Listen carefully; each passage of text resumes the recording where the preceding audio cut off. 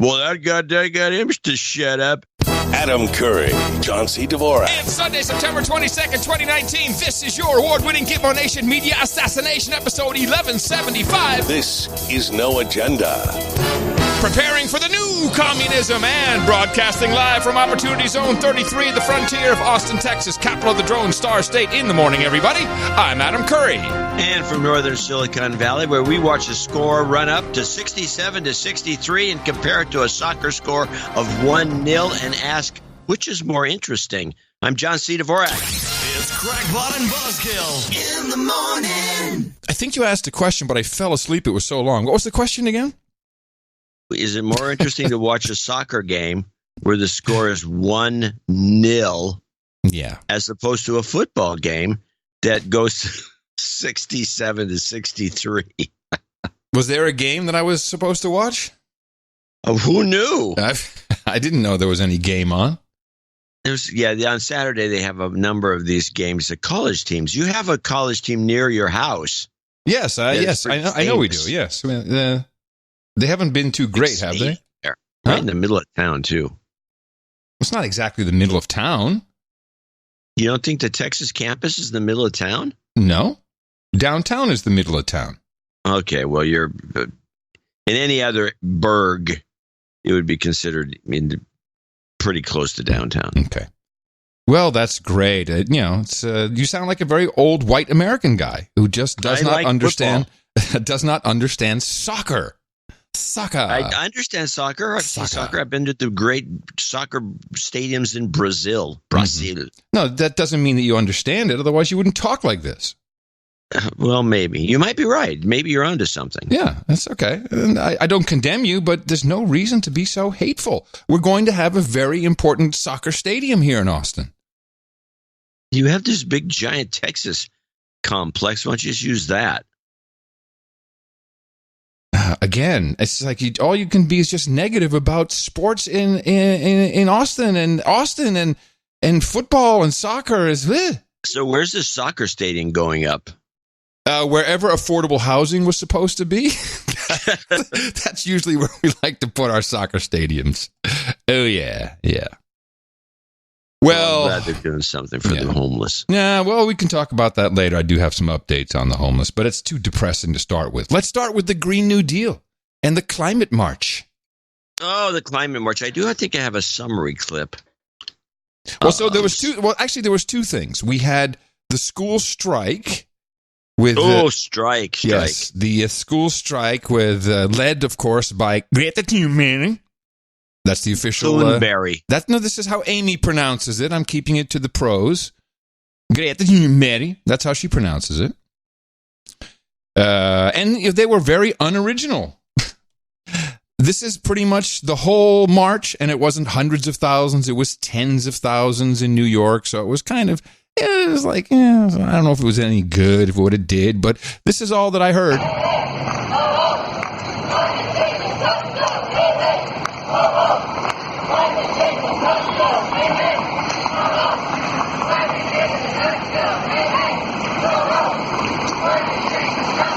That's all they got. It's another blah, blah, hey, ho, ho, some fill in the blank has got to go.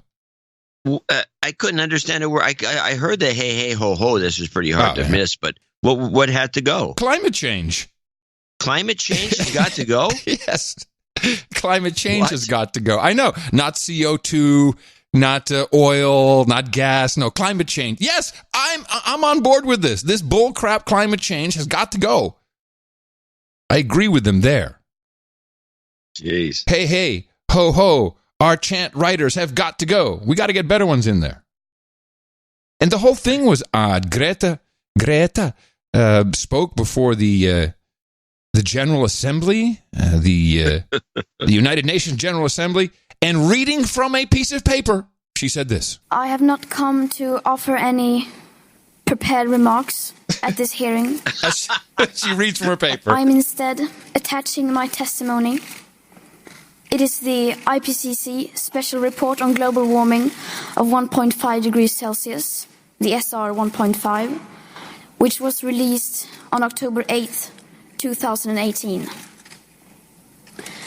I am submitting this report as my testimony because I don't want you to listen to me. I want you to listen to the scientists. Oh. And I want you to unite behind the science. And then I want you to take real action. Thank you. What a jip! She sailed all the way from Europe to come to New York. And this is 45 seconds is all we get of, and then she submits the IPCC report. Note to her that they already have this report? I hope so. She's resubmitting it. Yes, she is resubmitting it. Well, the contrast to that is Alan Jones in Australia. Oh, no. Here we go again. Yes, you can thank one of our friends in Australia for this clip. Yeah, we have a many. This is Alan Jones. Reason. Apparently, somebody sent this nasty note into him about how these kids should grow up, and he decides to read it in his inimitable fashion. Prompted this piece that someone sent to me. I thought I'd share it with you. It's called Growing Up. Few commentaries on this global warming hoax have had greater relevance than this. I think I might send it to Al Gore. And it says this: to all the school kids going on strike for climate change, you're the first generation who've required air conditioning in every classroom. You want TV in every room, and your classes are all computerised. You spend all day and night on electronic devices. More than ever, you don't walk or ride bikes to school, but you arrive in caravans of private cars that choke suburban roads and worsen rush hour traffic. You're the biggest consumers of manufactured goods ever, and update perfectly good, expensive luxury items to stay trendy. Your entertainment comes from electric devices. Furthermore, the people driving your protests are the same people who insist on artificially inflating the population growth through immigration, which increases the need for energy, manufacturing and transport. The more people we have, the more forest and bushland we clear. The more of the environment that's destroyed. How about this? Tell your teachers to switch off the aircon. Walk or ride to school. Switch off your devices and read a book. Make a sandwich instead of buying manufactured fast food. No, none of this will happen. Because, the piece says, you're selfish, badly educated, virtue-signalling little turds inspired by the adults around you who crave a feeling of having a noble cause while they indulge themselves in Western luxury and unprecedented quality of life. The piece ends by saying, wake up, grow up and shut up until you're sure of the facts before protesting. As an old white male, I applaud this talk. Yeah, the kids, instead of lame-ass chants, how about turn off your iPhones for a day? Don't charge them for a week. Go clean up something on the street. Do something. Yeah. I think it was a bust. I think the whole thing was a bust. And then to make it matters worse, they had the We Are the People march the next day, which made it very confusing. What are we supposed to focus on? Who are these people? What is this crowd? Did you see any of the We Are the People march? No, none whatsoever. This is, well, they were out there for sure. Well, they lost the competition if there was one for mind share. Well, I looked into this We Are the People march. It's not the first time they've done it's basically We Hate Trump. That is, they could have called it We Hate Trump march, but they call it the We Are the People march. And these are some rookies, but there's some big names behind it. First of all, We Are the People March 2019.org. That's their website. Rookies, you should try We Are the People March 2019.com, because that now goes to noagendashow.com. And I did them the favor of registering We Are the People March 2020.org, so I'll be ready for them next year. What a bunch of morons. You don't even know if you're going to do some kind of, campaign, register your domain names, people. Well, yeah, and you have to do it in advance for the next 20 years. That's why you don't want to put the name that year in the domain name. It's always a mistake unless you got nothing but time on your hands to get all these domains. Yeah, which I have some time. That's you. Whenever I see stuff like that, I'm like, let me just check and see if the .com's available. Okay, snag. Wait so a minute. the .com was available and they used the .org because they wanted to sound like an organization. Yeah. So I got the .com and .org for 2020. They can talk to me. So I was looking. Donation to the show might help. Yeah, might. I don't want to be a blackmailer or anything, or hold anything hostage. So there were professional signs, and the professional signs pointed to revcom.us. Revcom.us. Yes, Revcom. That one's got me buffaloed. Welcome to the revolution. This march was sponsored by the voice of the Revolutionary Communist Party USA. Well, no wonder nobody played it up. And who is the brain force behind this? Soros. No. Although he may be in there somewhere. Bob Avakian. Does this name ring a bell to you?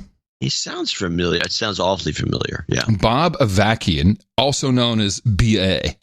That's how they call him. He is the chairman of the Revolutionary Communist Party of the USA. He's been around for a while. He was born in 1943.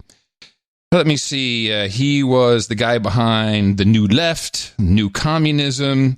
Born in D.C., grew up in Berkeley. He was involved with the Students for Democratic Society, the Free Speech Movement. I think you were around those parts at that time. And the Black Panther Party, the Peace and Freedom Party, the Revolutionary Youth Movement, the Weathermen.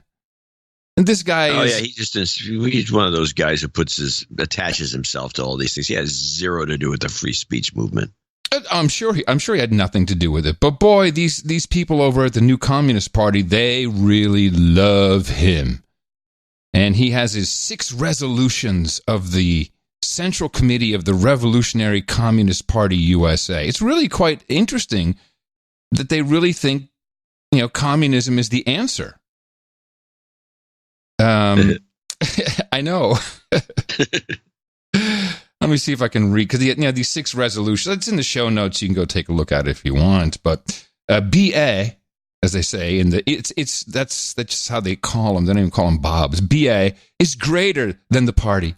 This character of greater than is the principal aspect of the relationship. We have emphasized the leadership of BA and the new synthesis of communism that he has brought forward provides the theoretical framework, the scientific method, and the approach for a whole new stage of communist revolution. So their thing is somehow they will use science to show that communism is the way to go. And they don't really explain that anywhere that I could find, but I did find an interview. Actually, it was a conversation on stage between Bob Avakian and Cornel West to kind of give you an idea what these guys are all about. And this is from 2016. I don't know if it was just before the election or if it was after, but the people in the audience, communists or new communists, scientific communists perhaps, are asking, well, what do we do about voting? Voting basically doesn't work. Voting is not the way to go in a society. And we'll just listen to a little bit of that so you get an idea of why you don't need to go to these marches. In response to voting, is there no value in working to abolish a system while participating to minimize the immediate damage it does at the same time?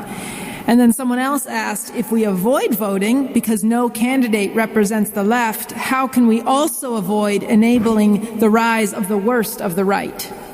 I think it was Emma Goldman who used to say, if voting would lead toward fundamental transformation, it would be illegal.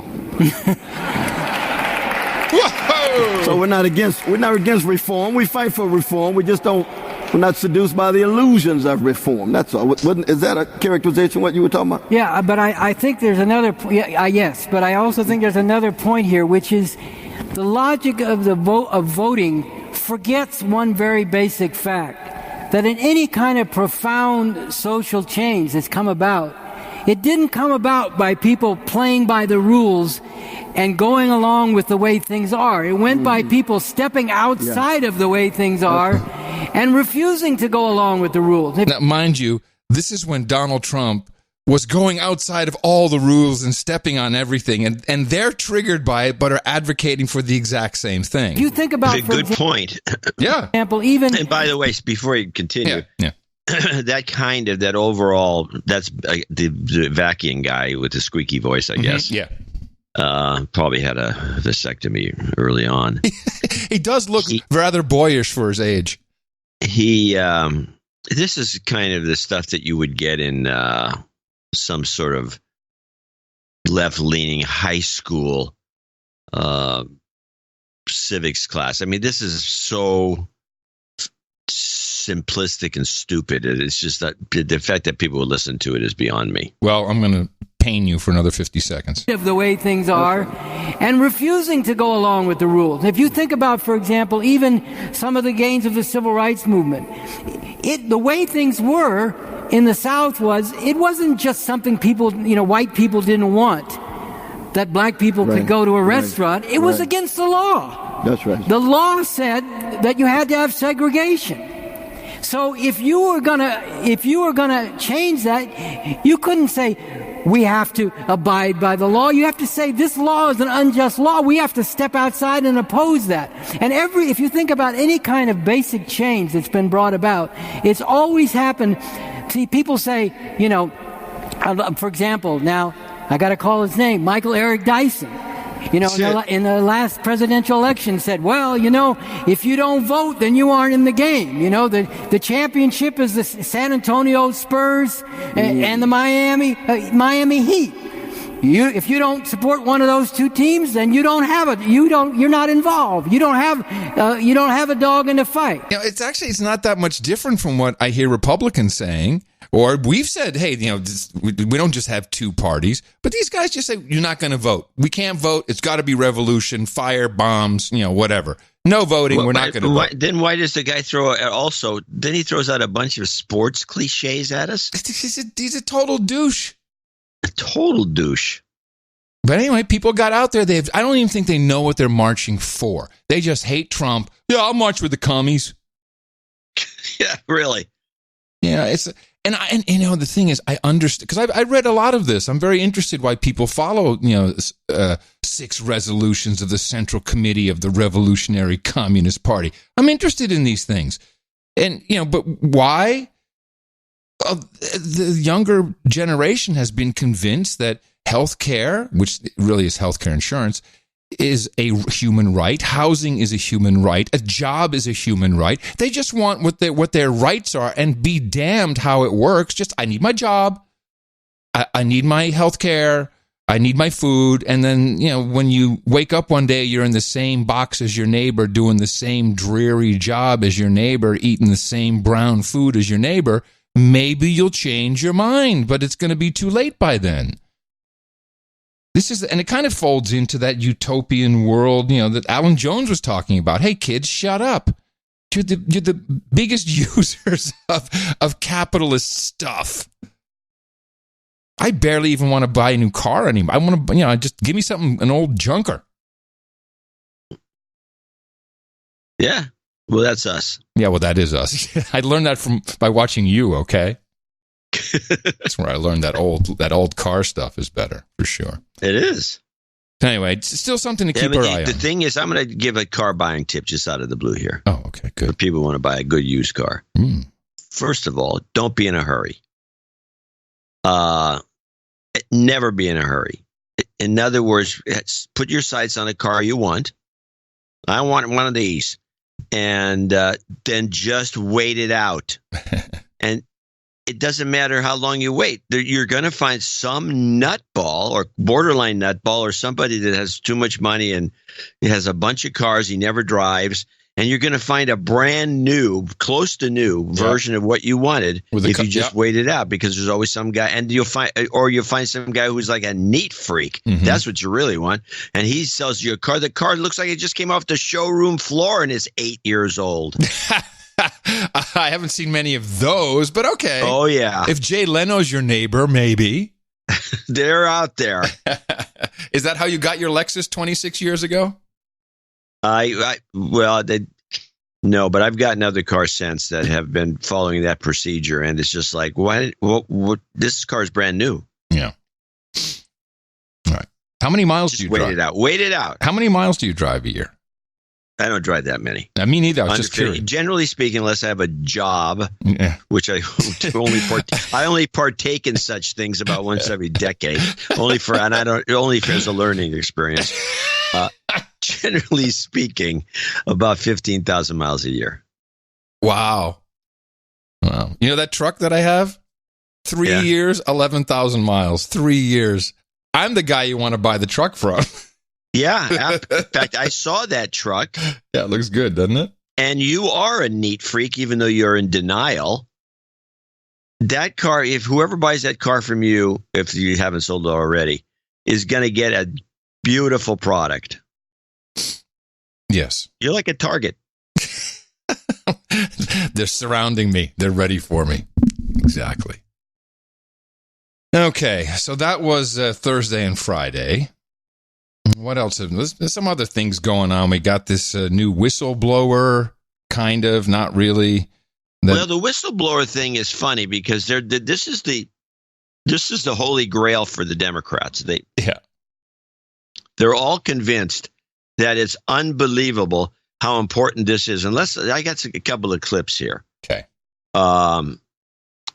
Let's go to, and you got to find someone who can explain it to you. I mean, I can run over it pretty easily. Can I give it a stab? Because I think I've got it down to it. Why don't you do it? Because I got the clips. Okay, so here's what I think happened. The way I understand it, Ukraine was trying to, the new Ukrainian government was trying, which is apparently the comedian guy who's nice. The comedian's running it. Yeah. The comedian's running the show.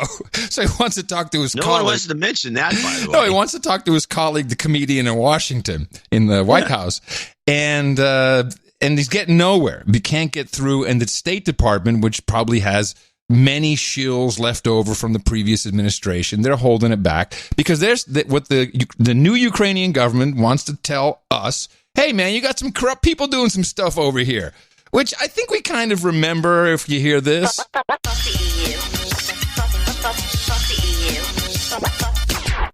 Victoria Nuland, just putting the new government in place.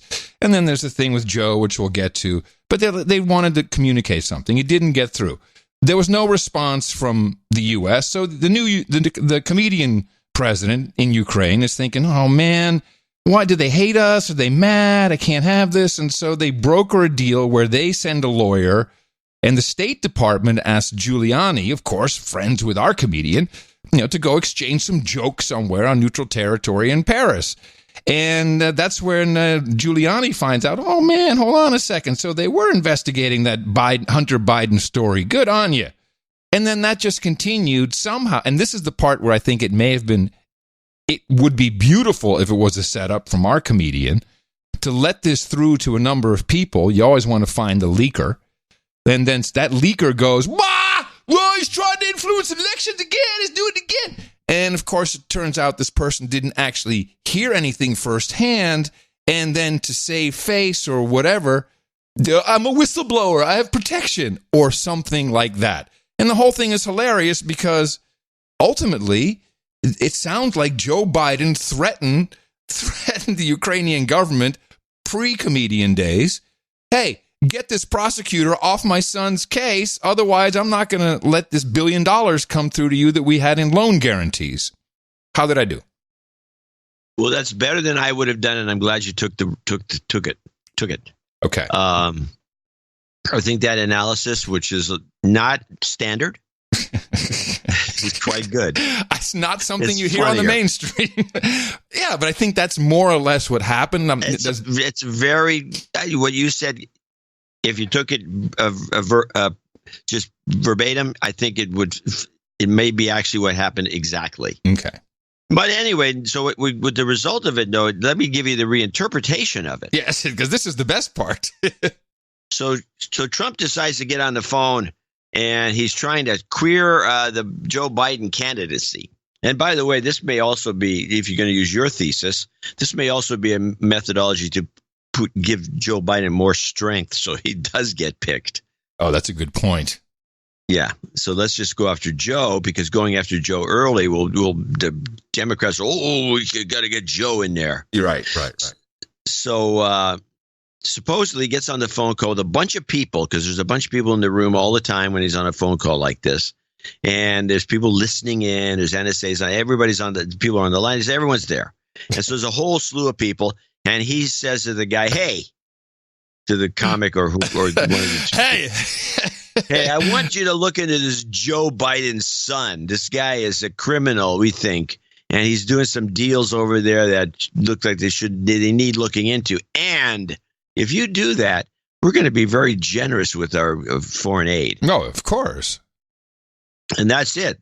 And that's what the whistleblower revealed. Wait a minute. Is that something akin to the open mic situation where President Obama said to Medvedev, hey, tell Vlad after the election, I have a lot more flexibility. Is that kind of the same thing? It's exactly the same thing from that perspective that you're coming from. Now, so we can assume that none of this is true, but they're using my favorite thing. Let's listen to a couple and read between the lines. I want you to read between the lines on this one. All right. This is Shields. Shields comes up because they're going to go right to him. And so this is Shields. They're talking about Brooks and Shields, the two Democrats who supposedly reflect the two sides of an argument, but they're both in agreement on everything. On the PBS NewsHour, which has been taken over by the Democrat Party ever since Gwen Ifill left the planet. The world. Yes. Sorry. But anyway, Shields on whistleblower. Now, see if you can pick up the subtext in this clip, which I think is profound. Person is alleging that he knows that the president, in a conversation with, now we think it's the president of Ukraine, urged the president of Ukraine, Mark, to investigate Joe Biden's son. And we have there's still the president denies it, and others do. But now we have several news outlets backing up the story. And I was just handed, and you've seen it, a statement by Joe Biden. He says, if these reports are true, there's truly no bottom to President Trump's willingness to abuse his power and abuse our country. This behavior is particularly abhorrent because it exploits the foreign policy of our country and undermines our national security for political purposes. How seriously should we be taking these allegations?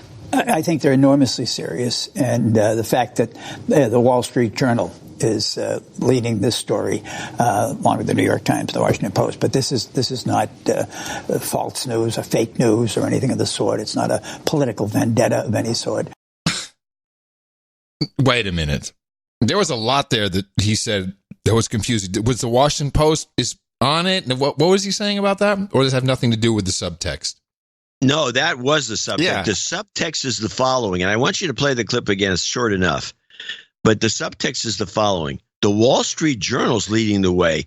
So this isn't the Washington Post or the New York Times who are full of crap, he's saying in the subtext. Yeah. Who are full of crap and have a political vendetta. No, it's not those papers. No, it's the Washington. It's the new. It's the Washington Wall Street Journal. The Wall Street Journal. I'm confusing myself.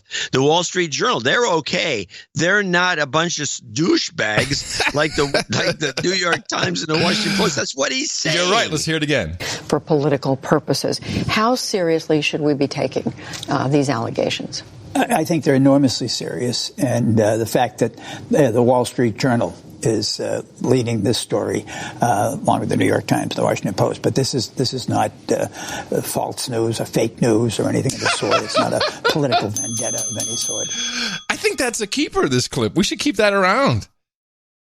That's a good one. You know what? No, I'm going to give you a clip of the day for that because it's a good catch. Clip of the day. That's worth it. That's worth it. That is the essence of what No Agenda is about. Catch these people just telling the truth. It always wants to slip out, doesn't it? So he goes on here. This is part two. This is a short little clip. He continues a little bit with his thinking. This is really serious. This is totally exploiting the national security putting at risk the national security of the United States. Please. For narrow political personal interests. How is it putting the national security at risk? If, in fact, the reports are true.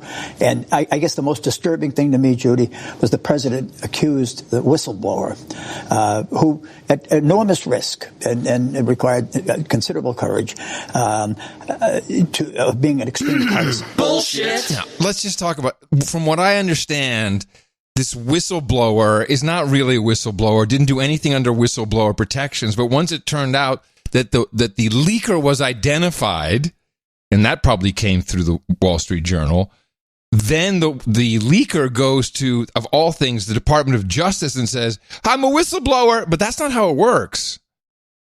You're supposed to go to the Inspector General. There's a whole path for that. And yes, we have good things in place for reasonably good procedures in place for whistleblowers. But that's someone. NSA. Well, and that's someone who messed it up big time. Something went very wrong with this leaking. So now I want to point out what seems to be I wouldn't call it a meme, but a word you're going to start hearing, because it's just to try to get you in the mood. This is a mood word. Mm-hmm. I consider it a mood word. And you might be able to pick it up on the S. Brooks response. This is Brooks coming with his supposedly, we have these two guys who are supposed to be arguing with each other, and one's supposed to take this side, one side, and the other takes the other side. They can't do it. They can't bring themselves to do it. So they're in total agreement constantly because they're both a bunch of Democrat lackeys. And so here we go. Here's Brooks's response. And see if you can pick up this one word. The people in the White House were making fun of all this. Are we looking at something where it's going to be a he said situation going forward? Well, presumably the call was listened to by others and recorded. So, I'm not sure it was recorded, but it was certainly listened to. These calls it's not just a one-on-one call. There's people on the line. I think it is pretty grave. Most presidents go into the White House thinking, I'm here to serve the office. I'm here to serve America. Donald Trump is using America to serve him. Grave. I like the word grave. Yeah, and that's it, too. And because Shields also used the word, I have just a short clip of him using the same exact word to describe the situation as grave. Oh, it's grave. I think it's enormously grave. No, so they're not enormously grave. They're not even in agreement. They're using the same script. Yes, the same script. So I think we're going to start seeing the word grave, because grave is if you think about it from a public relations perspective, it's a great word to start throwing in there, because for one thing, it's the word grave is, the first thing to think about is a tombstone. Yeah, this is the end of Trump. Yeah, grave. He's done, because it's a grave situation. So I think they're going to start using this word to try to get us to think that way. But in fact, Shields is already introducing the impeachment thing, and this is the last 8-second clip, and this is how he finished his little spiel. If it's true, Judy, then I don't see how the Democrats can back off on impeachment. Yeah, no, that's obvious, because AOC, whose nickname is Sandy, by the way, I think we should start calling her Sandy. Sandy? Yes, in high school. Sandy, like the little squirrel on SpongeBob? More like, well, when I hear Sandy, people of my age. Why you think of SpongeBob, I think of Grease. But okay, Sandy, yes, Sandy. That's what she was in high school, Sandy. Sandy was a very popular name when I was in school. Mm-hmm. And throughout, obviously, it stayed, it's grammar school and high school, because the girls were always the same age. And because as I got older, they did. So Sandy is and I think Sandy is a type. Totally. Like Linda. Linda's a lot of. It's not AOC. Sandy does not conjure up AOC in my mind's eye. Exactly. It conjures up a blonde surfer girl. Mm-hmm. So, maybe over the hill, maybe a little too much sun, because skin's kind of leathery. A little leathery. Yeah, a little leathery. She's been too much sun. She doesn't even know she's a sun worshiper named Sandy. She keeps her hair dyed bleach blonde. Make sure there's no gray in there. Her nails are perfect. Good, nice nails, and she's puts on a hell of a party and knows how to set a table. We're gonna die, you and I. People are gonna kill us. The end of us. Can't be talking like that. Just saying, it's Sandy. How many? I don't know. Do we have any Sandys that listen to the show? They can write in and tell us if we're right. Yeah, send pictures. So we can send pictures. So Sandy tweets out. Sandy says, at this point, the bigger national scandal isn't the president's law-breaking behavior. It's the Democratic Party's refusal to impeach him. You can tell that she lost her brain, the guy who left. Oh, no, that guy, when she's dead in the water. Yeah, she's dead in the water. She got nothing. And especially with Ilhan Omar lying real low these days. Of course, she's in some trouble. So the squad is kind of headless. But this is the thing, and a lot of it was based off of Rudy. People lost their crap over Rudy Giuliani on the Cuomo Kid show with his giant head next to everybody else. It's a short clip, but it's just like, whoa, okay, so yeah, it sounds like exactly as I explained it went down. Did you ask the Ukraine to investigate Joe Biden? No, actually, I didn't. I asked the Ukraine to investigate the allegations that there was interference in the election of 2016 by the Ukrainians for the benefit of Hillary Clinton, for which there already is a court finding. You never asked anything about Hunter Biden? This, by the way, is kind of, even I glossed over it. That was part of their message, was to say, hey, there was some stuff going on here, and you guys need to know about it. You know who's from Ukraine? The founders of CrowdStrike. You know, the guys who got the DNC server, not the FBI. So, you know, there's stuff going on there. Ukraine is not in a vacuum on its own. Ukrainians for the benefit of Hillary Clinton, for which there already is a court finding. You never asked anything about Hunter Biden. You never asked anything about Joe Biden. The only thing I asked about Joe Biden is to get to the bottom of how it was that Lutsenko, who was appointed, dismissed the case against Antak. So you did ask Ukraine to look into Joe Biden? Of course I did. You just said you didn't. No, I didn't ask him to look into Joe Biden. I asked him to look into the allegations that related to my client, which tangentially involved Joe Biden in a massive bribery scheme. Rudy. So, you know, Cuomo Kid's head explodes over that. But Joe Biden was very clear about exactly what happened. Some of you have seen this, some of you haven't, but this is the No Agenda show. We like rolling out whatever evidence we have.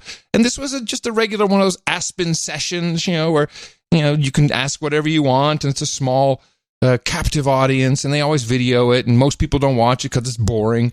But here's Joe telling you exactly how it happened with the usual Joe flair. And so I got Ukraine, and I remember going over convincing our team or others to convince. You know, he says, so I got Ukraine. You know that sounds. I was assigned Ukraine. I had to do the dirty work over there. Isn't this like a gang? Ukraine. You got yeah. Hey Joe, well, I got Russia. I got Ukraine. Okay, well you got Ukraine, so you go over there, and you got Russia. You go over there. Yeah. Hey Joe, don't your kid have something in Ukraine? All right, you're on point on Ukraine. Go Joe. And so I got Ukraine, and I remember going over convincing our team or others to convincing us that we should be providing for loan guarantees. And I went over for, I guess, the 12th, 13th time to Kyiv, and I was supposed to announce that there was another $1 billion loan guarantee. And I had gotten a commitment from Poroshenko and from Yatsenyuk that they would take action against the state prosecutor, and they didn't. So they said they were walking out to press conference. I said, no, I said, we're not going to give you the $1 billion. They said, you have no authority. You're not the president. The president said. I said, call him. That's right, I'm telling you, you're not getting the $1 billion. I said, you're not getting the $1 billion. I'm going to be leaving here. And I think it was, 6 hours? I looked, I said, I'm leaving in 6 hours. If the prosecutor's not fired, you're not getting the money. Well, son of a bitch. Got fired. And they put in place someone who was solid at the time. Well, there's still, they notice he says at the time, because it's not quite as rosy as Joe would like it, this cover up. They put in place someone who was solid at the time. Well, there's still, they made some genuine, substantial changes institutionally and with people. But in one of the three institutions, there's now some backsliding. The courts are there, and they had made that commitment that they wouldn't do that. And so when we left, the first thing I spent a lot of time, as did Mike, because this was his territory as well, and people like Charlie Kupchan and Victoria. And anyway, there were a lot of good people we had working on this. Yeah, Victoria, who said, fuck the EU. Yats wants in. They'll do whatever we tell them. Come on, Joe's coming in. We're getting cover from Joe. Well, we played it all the phone calls. And, you know, I don't even really mind that much. I mean, Jared Kushner's all over the world cutting deals. And yeah, of course, Trump's going to have hotels in Iran and North Korea. I really don't, it doesn't bother me that much. This is pretty obvious at this point. I mean, if you really want to talk about some bull crap, then go after this WinRed operation that Jared Kushner's a part of, who text me twice a day asking for $100 for the president. And they got quite an operation going. Really, really amazing. And that skimming 8% off the top. And it's, of course, son of a bitch, son of a Biden. That's what it is. Son of a Biden. That should be the new swear word. Son of a Biden. So Joe's in trouble with that, though. Because that sounds completely like the prosecutor was being nasty around his kid, and he got him fired. Yeah. Fine. That's what it sounds like. Yeah, but don't... Yeah. But, let's don't pay attention. It's Trump. Let's get him impeached. Gosh, golly. Yeah. Well, meanwhile, Nancy Pelosi, no, the people don't want it. They have no case. No, they have no case, A. They really don't. The people don't want it. No. I mean, a lot of Democrats do, but that's probably the minority of them. Yeah. And they know it's a setup. It's just a setup. It's just to give Trump more publicity. He's like he's unbelievable getting attention and publicity and free. Like they said, it was like $5 billion worth of free media per day when he ran against Hillary. Per day. It was fantastic. He's getting nothing but more free media with these people, and they don't understand it. They don't see it. No, they can't resist. It's like irresistible. Yeah, it's baffling. It's truly baffling. And you see all these puppets, like Schiff all of a sudden pops up again. We haven't heard from Schiff for months. This is horrible. You know why? This apparently is as you get older, it takes longer and longer to shed your skin. Well, Nadler is on deck for that, man. He needs to take a few days off to shed it and get the new skin in. Yeah, and reptiles, crazy. And then we had. Go ahead. Well, I was going to go on with where you were headed. No, I was just going to change to a different topic, so I didn't know if you had something else. Well, I was going to kind of switch to the humorous part of the show. Oh, okay. Which is about half the show, but I've decided I'm going to try to do the gaffe of the week from Joe Biden. Joe Biden, okay. Because that's my assignment. But I also have this week, I do have a stupid clip from your buddy Sheila Jackson. My buddy, just because she's in Texas, Texans know each other, aren't they all friends? I denounce that woman. I saw this clip. I saw this clip. This is one of our producers that turned us on to us, didn't they? This is a great clip, and the for the people who know anything, and most people know more about guns than Sheila Jackson Lee, Texas woman. Well, I have a deconstruction of what she says, and I think I know what happened, but because if you listen to what she does and what she says, at the very beginning, sure. Yeah. It's obvious what happened, but this is her. Somebody caught her in the hall, and she's complaining about assault weapons. And so here's what she had to say about the AR-15. I don't know what else it takes, but I don't believe that we can stop at the door of the United States House.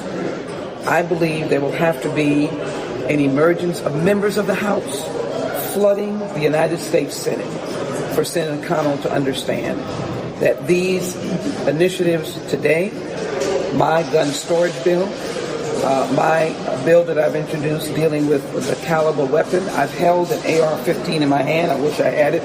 It is as heavy as 10 boxes that you might be moving. And the bullet that is utilized, a 50 caliber, these kinds of bullets, need to be licensed and do not need to be on the streets.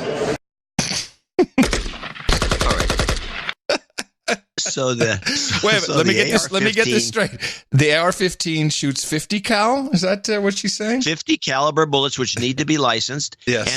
And the rifle apparently weighs 10 boxes of moving stuff. Moving stuff. Which somebody put a 50 caliber in her hands. Somebody put a 50 caliber machine gun. Yeah, exactly. Which are heavy.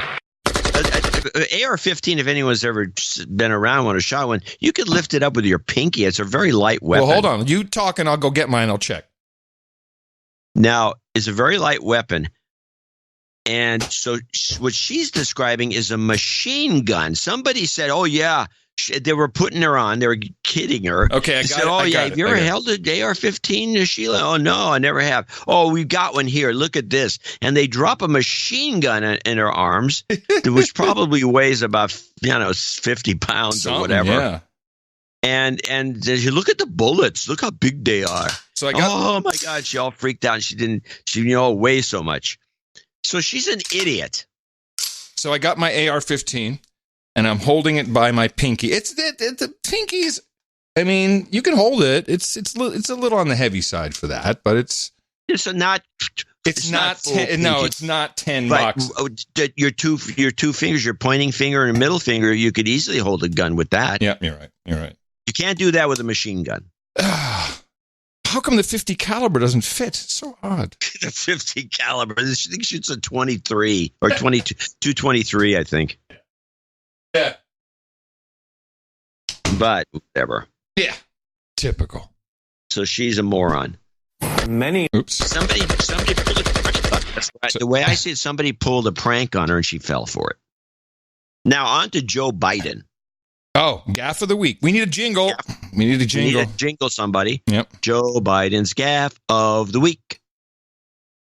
This is Joe Biden's gaffe of the week about prisons. Yes, and by the way, in prison, the determination should be that your sexual identity is defined by what you say it is, not what, in fact, the prison says it is. And in that case, you should be entitled also to OGBYN. Anyway, you didn't ask that question, but you're not likely to either, I guess.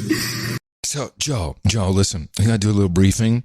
I know it's going to sound weird, Joe, but someone's going to ask you if women who are really men, who want to be women, who are transgendered, if they can be in Orange is the New Black, Joe, you know that? Okay, they want to be there, and you're going to say that's okay. And then he goes out and does that, and he said you can get an OBGYN. I was like, what? Yeah, OBGYN. I can see so that. What he's saying is that anyone can say what. So in other words, you're any male. You don't even have to be. You just identify as a female. You don't have to even be going, changing your sex or anything. You have no operation. You're just some dude. Yeah. And you get to choose your own sex, and you go to that jail. Yeah. But there won't be anybody in the men's prisons. Of course not. Ah, yes, I identify differently. Of course. But this is what's sad about it, because he's just going along with whatever someone tells him. He's not really in it.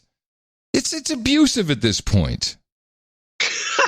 It is. It's really abusive. You're abusing the elderly. I mean, I don't want to be ageist about it, but yes. I mean, some people who are in their 70s, get a little more frazzled than others. Some people in their 50s get more frazzled. Joe, it's not appropriate. You can compare him to the older person in this group of old people, competitors, which is Bernie. Bernie's a couple of years older than Joe, and he's much sharper. Yeah, but didn't Bernie just get voted off the island by everybody this weekend? No, what happened? I have a new. If people go to the Contenders website, I'm going to send a note out. Wait a minute, what is this? What is this Contenders website? What are you talking I got this essay. That's a constant essay about what I think who's going to be taking the nomination. Yeah, but what is this Contenders website? What happened to Cosmic Weenie? It's not a website. It's a web. It's a page. It's a PDF file or HTML. It's a Cosmic Weenie thing, isn't it? Yeah, it's a Cosmic Weenie. Oh, okay. It's on It's the Contenders on Cosmic Weenie. You scared me. Yeah. Okay. Yes. Cosmic Weenie. Yes. Let's get that straight. So I concluded now that everybody except those three, Biden, Warren, and Bernie, are off. They're gone. They're done. There's nothing they can do. They fell off the face of the earth. Kamala, especially, her numbers are off. They're over. So you have those three left, but Bernie, we already know they're not going to let him do it because he's, too many reasons. So there's two people left, and it's Warren and Biden. And the ticket I'm predicting is Biden-Warren because they can get along, and it would be a ticket that has man-woman balance, but it's got no geographical balance. It's like the Democrat Party, with all their social justice and real justice. And Justice Now came up with the two oldest white people they could find. Two old white people from the Northeast. These two white people should be doing a podcast. That's about it. Like us. We know our place. We know our place. So they're both from the Northeast. At least you and I, we've always been geographically, except for a very short period of time, geographically separate. So it give us a little more angularity to the podcast. You're from Texas, which is pretty alien to California in some ways. Or you were in England for a while. You were here, you were there. But they're both like neighbors. Yeah. I mean, he's from Delaware and she's from Massachusetts. It's close enough. I had a disappointing moment this weekend with my favorite candidate, Marianne Williamson. I know that, she has no chance, but it doesn't matter. I mean, I voted for the Build the Dome in Austin guy. I mean, I vote for people I believe in. Marianne Williamson had a good rap. I liked it. But then she was asked a question on this MSNBC climate, what is this called? MSNBC Climate Forum. Climate Forum about nuclear. I believe in nuclear. I've kept up with nuclear technology. We have many professionals and experts who are producers of this show. And if you look into fourth gen, backyard nukes, fourth gen, there's all kinds of stuff happening. I will say this too: most people bitching and moaning about nuclear are bitching and moaning about the technology of the 50s, the 1950s. Yes. Yeah. So here's Marianne Williamson, who could have done a lot better on this one. So you say that in your environmental crisis plan that... I have to mention, I cut out all the long pauses because I just didn't want it to take 2 minutes. You want the United States to stop all use of nuclear energy. What do you identify as the problems with nuclear energy? And what do you say to those who think it simply gets a bad reputation? Well, I know Germany had said at one point, we're just going no nuclear. But then when they said no nuclear, there was a problem because they had a hard time keeping up with the other standards that they agreed to. What is wrong with that? If something goes wrong with nuclear energy, I don't think people have really stopped to take in the horror. See, we need an integrated politics. We need to go beyond hard data. We need to go beyond just thinking about the facts. Hey. She's taking a page out of Biden's playbook. Facts don't matter. Hard data doesn't matter. No. Horror. See, we need an integrated politics. We need to go beyond hard data. We need to go beyond just thinking about the facts. I want you to think about this with your hearts. If something goes wrong there, what are we even talking about? How can we even consider it? And so what? Maybe we'd all be a little warmer, a little cool. I mean, Americans, we have to decide. That's the problem I have with nuclear. Okay, well, no. Get out. She has no... Besides, she could just say, I really haven't looked that much into nuclear. I don't know any of the new technologies, but I'm still kind of wary about the way it was portrayed in the past in movies like The China Syndrome and the documentary HBO did on Chernobyl. People think that's a documentary. It was completely dramatized. It's not a documentary. So she's still in we'll all die if something happens. Fukushima. People died from the tsunami is what happened. Okay. 3 Mile Island is shutting down for good, though. Can I mention something else that she actually put in there? Sure. Why do all the climate alarmists, which is the word I like, to promote, science, even though they're talking about computer models and computer simulations, they don't even know what that means, but that's okay. Mm-hmm. But they're going to promote science. It's whatever the science says. The science about nuclear is extremely positive and formidable and established. But she herself says, well, I don't care what the science or the facts. Who cares about that? And it's like, wait, make up your mind. Are you going to be all in? If you're going to be all in on science, then do some science. You have to be all in on nuclear. Yeah, when I was in the Netherlands for Lex's book. Remember, I was on that TV show with the kind of the hoity-toity political talk show that's on late night every night. And on that same show was Jesse Klaver. He's a leading left-wing, one of the young, hot left-wing politicians who in the Netherlands are now talking about trillions of euros that they need to spend, this little country, they need to spend on saving the climate. And after the show, I'm like, hey, man, you ever looked into the new nuclear devices? You know, they eat the waste of the old guys. They eat their own poop. It's like, you know, there is no waste. And I'll look into that. Fuck, what? You just spent an hour on TV talking about science and you've not looked into this? Well, because it's not about, it's not, they don't really care. And Marianne Williamson is off my list. Off my list. Well, it's about time bad you came answer. to your senses. Bad answer. It was bad. I only liked her because she was funny. She's funny. I'm not against a little bit of feel good. I think in fact, our politicians could use a little bit more of that. But then to say, oh, well, now use your heart, ignore the facts. Take it a little too far. This is not going to work. De Blasio was out. He's done. Was he ever not out? Yeah, I guess. Yeah, that 3 Mile Island is shutting down for good this Friday. Yeah. And, of course, we've talked about this many times. 3 Mile Island, there was a reactor event. No one died. You know, they shut it down. They had 2 more. It did happen the same week or within 3 days of the movie The China Syndrome coming out, which just like when Reagan had to close all the mental hospitals, One Flew Over the Cuckoo's Nest was right there to solidify our thinking. You got to think wonder if that's coincidence. But the reason... Nurse Ratched. Juicy. Who looks a little like Virginia or Newland, the Newland woman. Little bit. Juicy fruit, my favorite. But the reason Unit 1 is shutting down is not because of any problem other than money, because natural gas is kicking its ass. They can't compete. Yeah, well, we're getting a lot of natural gas from the frackers. Yeah.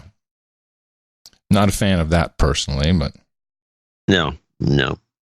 Anyway. Yes. Oh, I do have some... on a side note. Yeah. I did pick up... Oh, there goes my phone. Why don't you explain something to our great listeners as I go take this phone off the hook? Okay. Well, great listeners, I don't usually talk to you. I usually talk to John. I let you guys listen in. Yeah, it stopped ringing. Okay. All right, so let's go to... I ran into this clip. There's a guy. There's a lot of weird... There's a lot of weird stuff ever since you got the muck racking or whatever the thing was that you called it. I brought it up at the table. Mukbang. I said, yeah, that's what we told you about. And I said, yeah, well, I did bring it up on the show. I didn't have any clips. I brought on the show about the guy who ate, and moaned and groaned about his eating. And then they turned into 2 or 3 other things. Wait, can I ask a question? Yeah. Were they familiar with the term BJ? They didn't bring VJ up. No, I didn't ask. It's not VJ. It's BJ. It was the broadcast jockey. The mukbang broadcast jockeys, BJs. As far as they're concerned, mukbang is way, way, way over the hill. Oh, okay. Well, it makes sense that we come in now. There's a new thing called I think it's AMRS. There was I did this on the last show. ASMR. That's the ASMR. That's where they whisper. Yeah, that's what we did. Don't you remember? Well, the other one. There's another one that the real connoisseurs are into now. Besides the whisperers, which I think I was watching. John, they showed it's me a bunch not. Of these. No, you're misunderstanding. It's not just whispering. It's making. I'll give you an example. It's like. Right, and I'm going to rub on some paper. Yeah, I know this. They make a lot of racket. They scratch things and try to make your skin crawl. But that's kind of like at its peak, and we're at peak. Whatever. Peak ASMR. Peak ASMR. Now the other thing that's kind of cropping up are the DIDs. The DIDs? Yeah, you don't know about the DIDs. Maybe, and I don't know. How do you spell that? DIDS? DIDDS? DID. DID. Okay, all right. Dissociative something disorder. You're dissociative. It's where you have split personalities. So this is kind of like took the place of what the Tourette's guys used to be. I had to show them the Tourette's guys that are on the YouTubes. There's a million Tourette's guys expressing themselves. I've met your kids. They didn't see me. I wasn't good enough. They had to go to YouTube. You're not even close. Oh, okay. You're like you're borderline normal. You're borderline a Tourette's phony. Oh God. Okay. No offense. Oh man, I'm a wannabe. You're a Tourette's wannabe compared to the really great Tourette's people. I mean, this show would be so entertaining, but the DITS people have split personalities or multiple personality disorder, which is what it used to be called. Now it's dissociative disorder. Oh, and so there's women on there. It's actually very compelling that have a lot of them are fakes, by the way. You can tell. You can kind of, I guess the game is you watch them go on, and then you try to determine if they're a fake or not. Mm. But it became like an obsession. So I'm watching these things. I'm saying these poor people, and then so you run into a lot of shrinks that are in the same streams. Mm. And I ran into this one guy who, and this is the clip I'm leading to in a long roundabout way. This one guy who talks about he talks about a high IQ, low IQ, and he says what we don't talk about is emotional quotient, low EQ, high EQ. Yeah. And he has a list of things that make you a low EQ or high EQ person. I'm probably falling into the low EQ, it seems. Your negative interest rates on your EQ, my friend. Your negative personality. Yeah. So, but he did bring this one of his. He has his 9 of these, or 9 or 12 of these things. He says if you say this or you do this, you're low EQ. I can get the list. I can read it later. But you have to listen to this one. I think this is number 6. This is the low EQ. Low EQ people. In other words, you're insensitive and you have emotionally. You're just you're emotional you're deficit, the compassionate deficit. Yeah, you're no good. Okay. Listen to this. Now, a 6th one, and this is kind of an interesting. A person with low EQ might say something to the effect of, everything is great, right? Now, let me give you an example of what I mean there. It might be that I'll say, hey, you've got that new job. Everything's great with it, right? And when I throw that word right on the end of it, the implication is there's a certain way that I want to hear you respond. I want you to tell me that things are going well. And then if you come back and say, well, it's not all that great, then it makes you look like, well, then you're doing things wrong and you're not giving the right reaction. And so you're more of the negative kind of person. I, of course, am being positive, right? And it has a real subtle put down towards the person who might not give the correct response. Well, that's interesting. Yeah, and so of course I thought of Mike Morrell immediately, who can't not say right at the end of every assertion he makes, right? Right. Wow. That's interesting. Well, we kind of knew that. We know why people are saying it, and the way I read it was not from an EQ standpoint, but an IQ standpoint, because where did I hear this the most was in Silicon Valley. We have to uptalk and end with right. So we know that the transistors are really, it's the future, and the Moore's law is dead, right? Which to me was always a way of steamrolling over someone saying, you don't know shit. I know everything, right? But I guess you could look at it. What he says is an EQ thing, and it's an insult. A subtle insult to you because you have the person, and Silicon Valley would be filled with people with low EQs. I mean, they can't even look women in the face. True. So you'd end up with this right phenomenon, which you say right at the end of every sentence. And I think, by the way, in that same category is okay. When people say, yes, well, yes. It's this way, okay? And I went over to the store, okay? And then I went and bought some food, okay? That is very similar to me. And it's also would be low EQ. And I think is also falls into the same category. Yeah, came from there, sure. And I think those are all people who say, and you see that a lot on sports where the football player comes out and he can't really express himself. Yeah. But football players are low EQ. Silicon Valley people are low EQ. All these people are emotionally damaged. They need to be So chipped. It makes nothing but sense. And then you have a guy that's a CIA lifer who, can't say anything without saying right at the end of a sentence, which is Morell. Yeah. Anyway, I just thought it was interesting. I said, wow, that's the explanation I haven't heard. Now, here we have ham radio, guys. Ham radio is the public service network of last resort. When the apocalypse comes, we're the guys who are going to save the world, right? See? Right. This is Jill Abrams does the best one. Right. Right. Hey, about No Agenda Hams, I have good news. Oh, okay. Yeah, well, as you know, I'm a community organizer. Next stop presidency for me. Or at least mayor. Yeah. Oh, yeah. Mayor of Austin. That'll work. So I mentioned that I was getting back into the ham stuff. Ham, right? And I did. I've got D-Star, and so I was talking to a couple people. I said we're on Reflector 33 Charlie. Anyway. This kind of got a life of its own, as I hoped it would, at noagendasocial.com. There's a sign-up link for noagendasocial.com in every show notes now. I put it there so you can join in the fun. And Mike he's Kilo 9, Mike Lima Sierra. He suggested All-Star Link, which I had... Frequency mode. You got your ham radio. Nice. That sounds like your ICOM. That's your ICOM. You got it. What is it? D51? No, it's not the ICOM. The ICOM I keep in the glove box of the car. All right. This is your Baofeng? Baofeng. Yeah. Anyway, so so I'll just give you an example. Let me see. Kilo 5 Alpha Charlie Charlie. Any hams there on 33 Charlie? So let's see if anyone's out there. Anyway, so we're talking a bit, and then Mike mentions this K9 MLS. He says we've got to do All-Star, which is a derivative. Here we go. What's this? Oh, missed it. Which is a derivative of Asterix. Do you remember Asterix, the PBX, open source PBX technology? No, I do not. Oh, it was a big thing back in the late night. Yeah, it was every companies like, oh, we don't have to buy expensive phone switching. We can do VoIP SIP.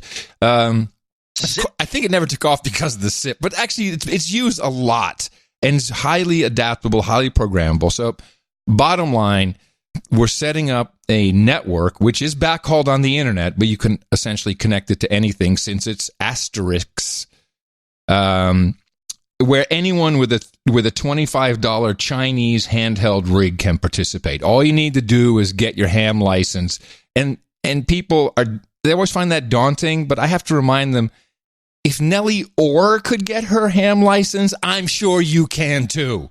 It's not that hard.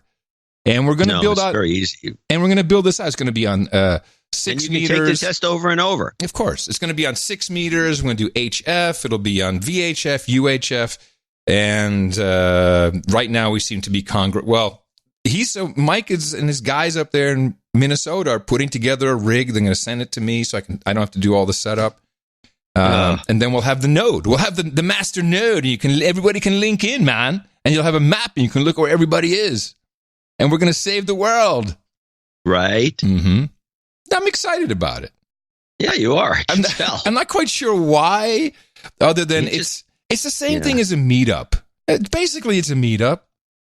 There's people and of course it's, as the millennial here would say, it's kind of like a creepy chat room. Yeah, that's true too. Creepy chat room. Well, she's liberal. It's a creepy chat room. No, but it's nice. It's civil. It's fun. And there are women there too, and very welcome. We have lots of female hams who are producing the No Agenda show. Speaking of that, I think women should all become hams. I think it's... And like I've said before, anyone who listens to this show and particularly likes the OTG experience... Exactly. Can probably pass the test without even studying. You can even, from your own node or any other node, you can dial a phone number. You have to go over, but you can actually make phone calls. It's an incredible system. And we'll have it streaming on Broadcastify and stuff like that. So where this will go, nobody knows. Last time we tried it, it kind of petered out. I think I went through a divorce or something and a whole bunch of stuff changed. But now the technology has changed. It's better. And I look forward to meeting more of our No Agenda hams all across No Agenda Nation. And with that, I'd like to take this opportunity to thank you for your courage and say in the morning to you, the man who put the C in channel 33C, John C. Dvorak. Well, in the morning to you, Mr. Adam Curry. Also, in the morning to all ships at sea, feet in the air, subs in the water, and all the dames and knights out there. Yes, in the morning to our trolls over there at noagendastream.com. It's also known as the Troll Room. This is where today we have 1,129 people listening along on a Sunday. Why are they doing that? Because they can. And you can sit there. There's almost no rules. You can do whatever you want. But most of it seems to be very positive and contributes very much to the entire experience of the No Agenda show with all the people who are making that work, especially Void Zero, Sir Bemrose, Darren O. Everybody's there. NoAgendaStream.com. Then for our art, 1174 was the previous episode on Thursday. The title of that was Soros Jugend. Didn't get as much pushback on the title as I expected we would. I didn't expect to get any pushback. I thought a couple people would find it a little rude.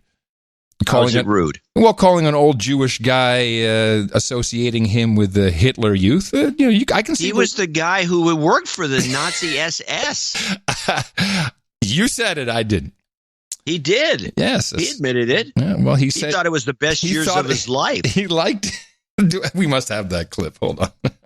It's horrible, that guy. What was that Soros? Was it the trains he was putting? Wasn't he people putting on the train? Yeah, he used to, okay, you group, you go into boxcar 5. You, boxcar 5. You, boxcar 6. You, 6. Over this way. I wish I could find that offhand. It's out on the internet. It's definitely around. I should see if you could find it. Yeah, so I don't think it would offend anybody. It makes nothing but sense, actually. It might offend him. Oh, he doesn't care. Yeah, you're right. I laugh in your general direction. As for the artwork, after every show, right after we're done pretty much, we'll go and look at what has come in at noagendaartgenerator.com. And there were multiple pieces, but we both thought that what Darren O'Neill did just blew us away. It was such a good piece. This was the Biden's corn pops. And the ear of corn with the bad dude with the straight razor. I don't know. It just completely worked. It was a pretty piece, and it was pretty piece. When you use yellow as the background, it always pops. Yeah. Well, I always like that part for sure. It's always good for clickage. And people looking at stuff in their app. Hey, what happened there? Hey, the art changed. Is that a new show? Oh, it's a new episode. And then they play. Before you know it, they're in. We've sucked them in. And that's how it works with our Value for Value network. Everybody is working towards the same goal to get people in, to keep them engaged, and hit them in the mouth as many ways as we can. Darren O'Neill, thank you very much. Great job. NoAgendaArtGenerator.com is where you can find all the art, participate in making art, and a lot of it goes other places too. Newsletters, people post it all over Twitter. NoAgendaShop.com puts it on mugs, T-shirts, hats. Boy, No Agenda Nation is vast. Thank you, Darren. Now, our executive producers and associate executive producers for this episode, these are the people who came in $200 above or $300 and above, and we like to give them the special credits they deserve, just like Hollywood, without the hookers and blow. We're starting off with a $700 donation from Daleville, Virginia, from Laura J. Now, I have to spell her name so people can realize because I don't know what kind of a name this is, and I don't think she says. Polish, she but says. It's spelled D-Z-I-A-D-Z-I-O, and the pronunciation is J-Jo. I think it would be J-Jo. J-Jo. It says she's got a J-Jo. I know, but that's for you. I come from the region. It's Polish. It means grandpa. Yeah. So you're from Poland. From the region. I didn't say I'm from Poland. I'm from the region. What region? You're nowhere near Poland. I was in Europe. That's the region. Yeah, to the EU thinkers. Mm-hmm. I knew this was you. Yeah, huh. J-Jo. Hey, John and Adam, I'm such a douchebag, but hopefully paid my penance today. This would make me a dame, which I should. Whoa. Which Nice. I should have earned years ago if I was truly worthy. Anyhow, I love you guys and would be lost without the best podcast in the universe, as I hear in the Mueller report. Anyhow, No jingles, but some jobs karma would be appreciated. Also, if any producer's more talented than I could come up with a "There's Nothing But a Dame" jingle. Huh. There's nothing but a dame jingle. She has some direction here. I would be forever grateful. My dear departed mom would probably not be an NA fan, but may have been converted with a twist on Rodgers and the Rodgers and Hammerstein tune. So what tune is that? Nothing but what tune? What song is that? Nothing but a dame. Nothing but I don't know. I don't know off the top of my head. I like Broadway musicals, but not to that point. Was it Nothing But a Daydream? What was the original? No, I don't think so. Anyhow, maybe somebody in the chat room knows. Anyhow, you two. She says anyhow a lot. Anyhow, you two have made consumption of the news close to palatable, and you deserve extra special kudos for that. Soon to be Dame Laura. Thank you, Dame Laura. Hold on a second. She has she's helping us out here. Give me a second. This is from Rodgers and Hammerstein. There's nothing like a dame. Oh, there's nothing like a dame. Yeah, it's from the movie South Pacific. And who's in that? Let's move it forward. Sunlight on the sand, we got moonlight on the sea. Yeah, that'll bring him in. That'll roll him in. Hey, I'll see you at the round table when you become Dame Laura. Very excited about that. Good to have you here, Giaggio. Laura Giaggio. I would think there's nothing like a dame would be from Guys and Dolls or something. A musical like that is where it fits in better. Anyway, Mark Jasper's next on the list. Hold on. She needs her jobs, karma. Jobs, jobs, jobs, and jobs. Let's vote for jobs. You've got karma. Mark Jasper, $500. I'm alive. Everything is possible. Omega Project. What does that mean? Hey, thank you. No idea. Mark Jasper. That's the message. It's okay. Message passed, message received. Thank you. I think the I'm alive refers to the computer becoming alive. Oh. Well, if all computers become alive and donate $500, we're in good shape. Yep. Sir Robert Clayson, meanwhile, $354.64. Gentlemen and honorable lords of the best of the oldest still running podcast in the universe, I hereby put forth my contribution of 35464 Thaler, thereby upgrading my own self to that of a baron. I would like to claim Lapland, encompassing the northern parts of Norway, Sweden, Finland, and also parts of Russia as my territory. All right. I approve, if approved, yeah. Have you ever been to Lapland? No. I have. All the Laplanders look exactly like Robin Williams. It's the strangest thing you've ever seen.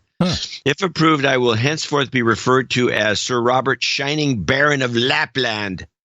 If available, I would humbly like to request that reindeer and cloudberries be added. Oh, cloudberries, yeah. Will be added to the assortment of delicacies served at the round table. Yes, Sir Robert, I have indeed ordered those, and they will be at the round table for you and for the other knights and Dame that we have today, as for your title change. And I think we're okay with the Baron of Lapland. I don't think we have any issues. No other Laplanders. No. All right. And thank you for your courage. Nathan Miller Foster's next on the list, $350. I'm about to donate and reach knighthood. I want to make sure the note gets to you right, so I'm going to send it after my donation tonight. It's a kind of a rhyme. Yeah. It's also my birthday tomorrow. Good. You got it. Send another note, you think? No, I think this is the note. Oh, it sounds like sounds like a stub, as they like to say in Wikiland. Well, hold on a second, because Eric did attach something. Let me just double check. Who was that from? That was Foster. Yeah, he did. He attached a PDF file of some sort. Yeah, I recall that, and I didn't look at it. Hold on. Why can't I? Why is it not coming up now? What the hell's going on? I don't have his 1175 note anymore. That's odd. Strange. Didn't delete it, did I? That would be. Hold on. No, now I got to get to the bottom of this. Because if he sent us, here we go. No, I have Nathan. Wait, is it Nathan Miller Foster? Yes. Okay, so we do have it. Hold on. Oh, yes, I do remember this. You know what we usually call these notes? You know what we call them? Yeah, notes. War and Peace. Oh, War and Peace. He wrote War and Peace. He really did. It's a very nice note. Here, let me just, for some reason, it's not, let me see if I can open this up. Because he did have a few things that were, shoot, I feel bad we didn't, pre-produce this. Okay, here we go. We don't pre-produce. ITM, Podfathers, Crackpot, and Buzzkill. I love the show. It's a huge part of my life in a very positive way. I love listening to the show, the donations, and the sundry contributions from all the producers. Thank you both, Adam and John, and the entire No Agenda family. First of all, I appreciate the people who appreciate this show's entertainment as much as I do. Also, something about a goat. I've got ants, Chipotle, mac and cheese. That's true, and there goes the Zephyr. I've been listening to the show since I hit myself in the mouth immediately after I turned 33. I discovered No Agenda through the Occulture podcast through a donation shout-out there. Interesting. Can you stop? Yeah. What was that term he had? Insane-otainment? What was that? Entertainment. Oh. I think we made that up. Yeah, okay. Well, it's not what I hoped. Go on. You hoped it would be better. While in podcast Rome, Occulture was the first show I was interviewed on, twice in fact. First about my writing, The Holy Gift, as I mentioned when I earned an associate executive producer credit for show 1111. The other time I've been on Occulture was talking about the occult and magic in Twin Peaks. I'll be on again soon talking about Tool's new album, Fear Inoculum. So now he goes on for quite a while with this note and talks about many different things. But he does have his night name, and it kind of goes along with his note. His night name will be, because he's getting knighted, Sir Nathan Lee Miller Foster, Chaotic Good Knight of the White Lodge and Blue Orchid of the Gold Heart Mountaintop Queen Directory, Elfstone, and Bearer of the Sword Reforged. And as his roundtable contribution, cannabis and coffee in the following manner, true to Twin Peaks. We take this coffee as Kona coffee, drank black as midnight on a moonless night, with a slip of some post-rock band Mogwai made whiskey and blunt wraps, each an eighth of fine ocean-grown Maui Wowie and juicy JJ mango papaya twist-flavored wraps. You may also call it Kona coffee and Maui Wowie for the round table. Yeah. NJNK, Sir Nathan Lee. Thank you very much, Sir Nathan Lee, and thank you. And so, I guess does he get something today? Is that his? Is he on the list? Think so. I've made all kinds of mistakes here.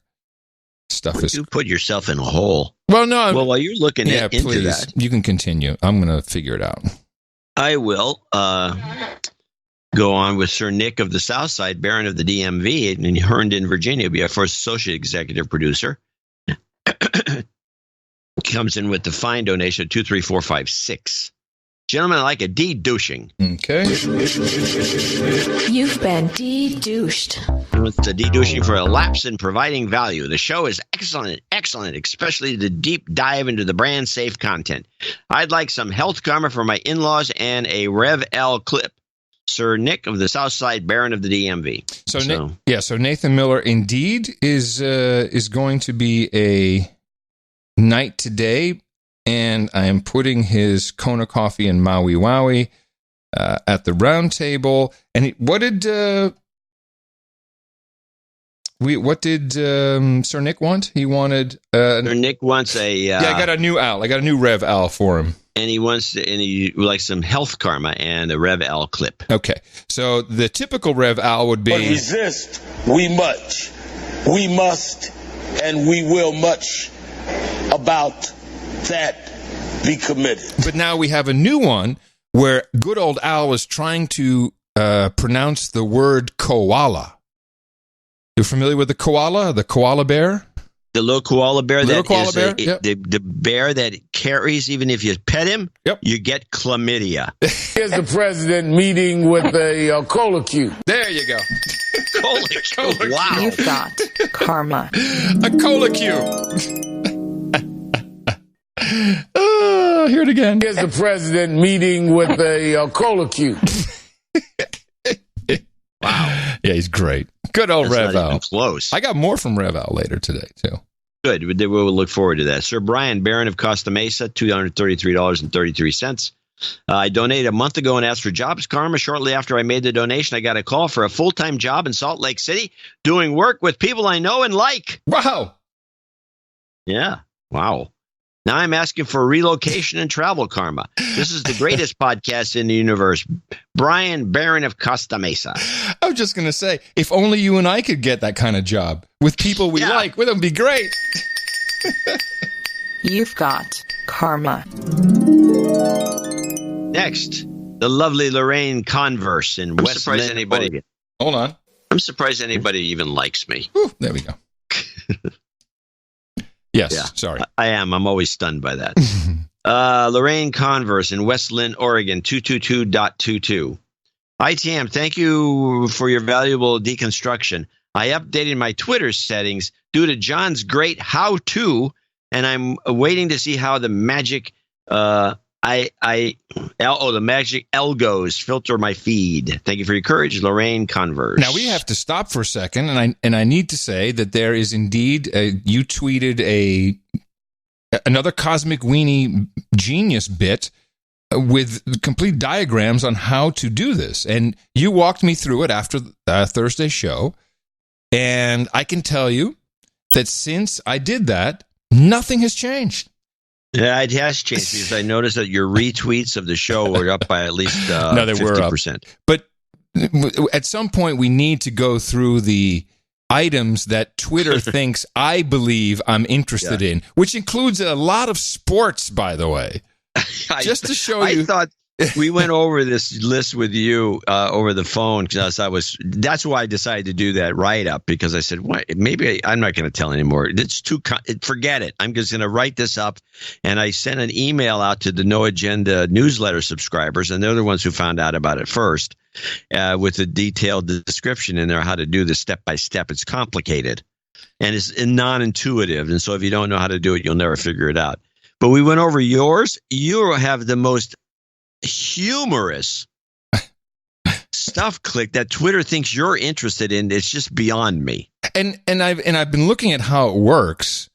It really it depends, because I click on a lot of stuff that people send me, so I think that's where it comes from. But if you just look at I'm interested in Android, absolutely not. Behavior and beauty. These are new, John. They keep again. Beyonce. My box for Beyonce is Beyonce's box is checked. In the least. I'm not looking at Beyonce. Yeah, you are. No, Cardi B. There's a reason that these things are getting checked. I mean, you have to be doing something. Drink experience, food experience. Herbs and spices, maybe. Huawei, ice cream, no. Instagram, no, I'm never on Instagram.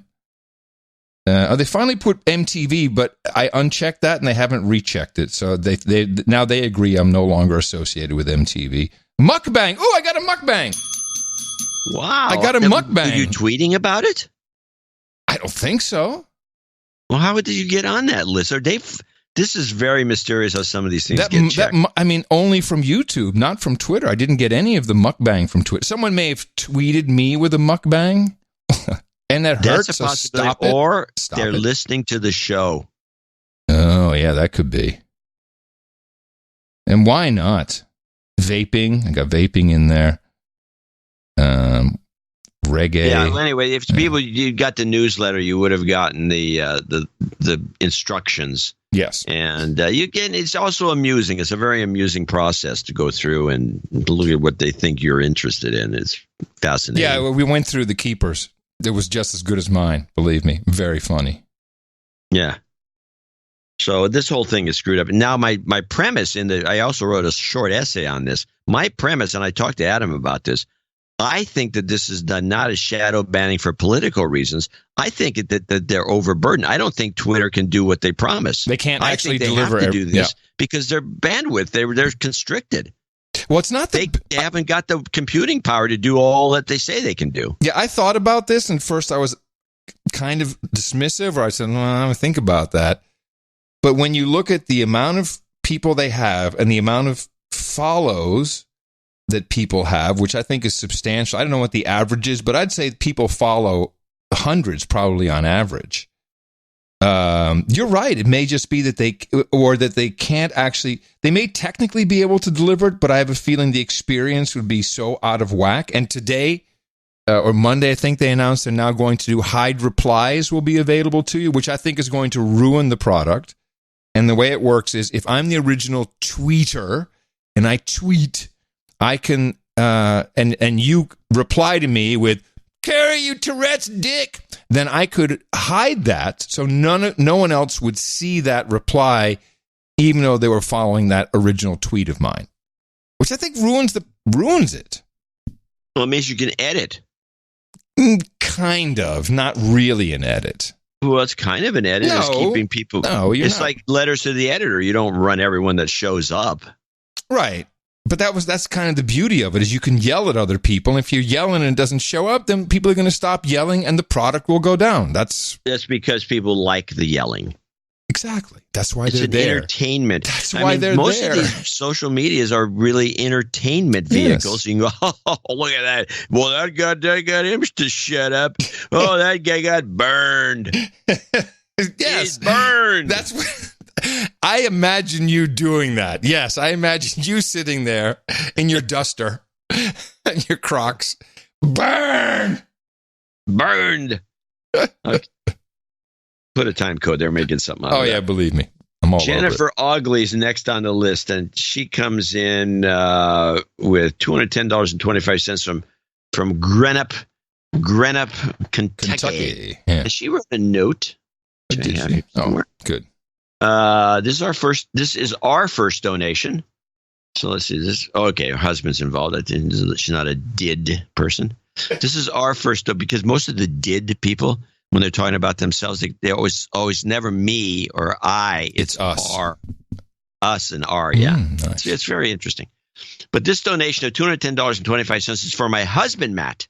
As we celebrate our 10-year marriage on Wednesday, September 25th, my husband hit me in the mouth a little over a year ago while traveling to visit family. Usually yes, that's the way to do it. You got somebody trapped and you make them listen to the show. You know what's next? He'll have you trapped in the car and he'll be on the ham radio. Watch. Hey, baby, watch this. Can you believe that guy's in Cleveland? And while traveling to visit family, usually I would just tune it out, blah, blah, blah. But I found myself starting to sing clips and laughing at things that I, as a borderline SJW, should not have found funny. Huh. That's not funny. Thus, so began my love affair for the NA show, and instantly I found my husband and I fighting less and less and less and bonding over your amygdala shrinking sanity. So from the bottom of my heart, thank you for saving our marriage and, more importantly, my sanity. Wow. The NA family that listens together does, in fact, stay together. I'm proud to announce I'm now a recovering SJW. Yeah. And with that said, I would like to wish my smoking hot husband a happy anniversary. Aww. I couldn't imagine my life without you. Love you, babe. Aww. That's so I would nice. like to ask Jobs Karma for him. Yes. As he just graduated with a BFA, Bachelor of Fine Arts, with a concentration on 3D design. Yeah, he's going to have real trouble finding work because his concentration in 3D design and animation and AAS and CAD, CAD. A year early with honors whilst working to support the 4 human resources we added during his past 5 years. Wow. To bring the total to 5. Yeah, he better get a job. All of which, all the 5 she's talking about, the 5 kids, love the jingles and sing them. Often, especially my 12-year-old daughter, she likes them the most. Hopefully, the Jobs Karma works, and the past 5 years, this past 5 years to bring our total to 5, all of which love your jingles. It's okay. I'm sorry, didn't scroll. And this just the first of many donations, jingle requests. Now she has some jingle requests I should have read at the beginning. I'll give them to you. But anyway, I thought that was a sweet note. Yes. And luckily her husband is in a field. I don't know where they live, but he's in a field of work where he should be employed for the rest of his life and be able to jump jobs if he feels like it. Nice. Just my thinking. Anyway, Putin, don't worry, be happy. Obama, you might die. And China asshole, which is a new favorite in our house, though I must remind the 4 children that are under the age of 5 not to say it in public. Wait a minute. Putin, don't worry, be happy. Obama, you might die. And what was the third one? China asshole. Oh, asshole. And I'm going to add one for the kids. Yeah, okay. Anyway, she says, keep up the excellent deconstruction. There's no exit strategy. Much love and light. Don't worry. Be happy. Don't worry. Be happy. You might die. China is asshole. The SJW say wah, wah, wah. Wah, wah, wah. Wah, wah, wah. The SJW say wah, wah, wah. All the way back to their mom's basement. All right, kids, sing that for your mom. You've got karma. That's cute. Could not resist. Sir Alex, the Knight of the Northern Launchpad, came in with $202.02. And he says, ITM, John and Adam. Sir Alex here, Knight of the Northern Launchpad is here chipping in. Sad puppies in the newsletter work. Palindromes, nah. You know what's interesting about this last newsletter, if people can find it? Yeah. I'm not sure why it's happened, but even I have these certain people that check in with telling me where the mail went. Yeah. They do a good job of finding it. Yeah. And Mike in particular, I was going to tell him to stop sending his notes in. I've done this to a couple of people because there's no variation. But Mike had Nikolaichuk. He always says, all right, primary. No, this time it went into spam. And I did get not one note from anyone saying that it went into their primary box. This newsletter went into spam. Even or this promotion. this one because you had 5 animal pictures in it.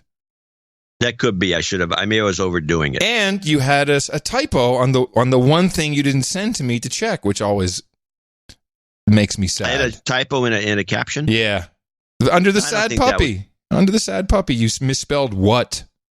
Oh no! Yes. Oh, here's how it goes. Keeper and I are out.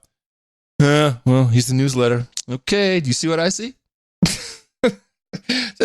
But he never sends me the captions. I can't check those. The captions are last minute, at the very last minute. It was, what did you expect? WAHT. What did you expect? I think you were going for Colonel Klink, actually. Okay, good. No, it's good. Sad puppy, sad cat, panda. I mean, could it get any better? I got a guy that said that he only donated because of the sad panda. No, pandas are important. Anyway, so... okay, where are we on this note? Outstanding job, Northern, blah, blah.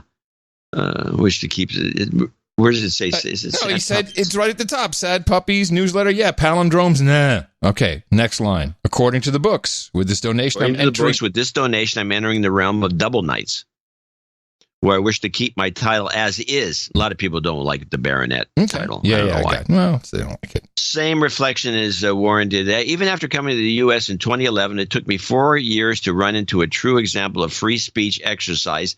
That was in the year 2015 when I started listening to the No Agenda show. Now, there you go. Right. I don't know where it came from. Did he come from Northern Europe? I don't know where it came from. But there's no free speech in this country except the No Agenda show. And why is that, Adam? Why can we say what we want? Because we don't take money from advertisers or corporate interests that will, if they don't tell us to shut up, will have us self-censoring. And we don't have to do that at all. We can go anywhere we want because of this value for value model. That's exactly right. Yes, because we don't have to worry about self-censoring, which you have to do, and everybody does it. And if you're working for the newspapers or anywhere else, You self-censor.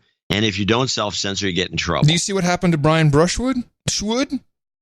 No, what happened to Schwood? Oh, Schwood tweeted a screenshot of his YouTube channel. Now, Schwood has a lot of viewers and followers and subscribers. Yeah, he's a magician. He's famous. Yeah, and so listen to this. I should probably read it verbatim, but I'll give you the synopsis. In a review of our verified status, we regret to inform you that you no longer meet the criteria for verified status. Not like we don't like you, we don't want ads running on your no, we don't want to kick you off. No, you're just not real. We're not verifying. You're not verified. Oh, that's right. I saw this. This came from YouTube. Yes, from YouTube. Yes. I didn't know that this existed.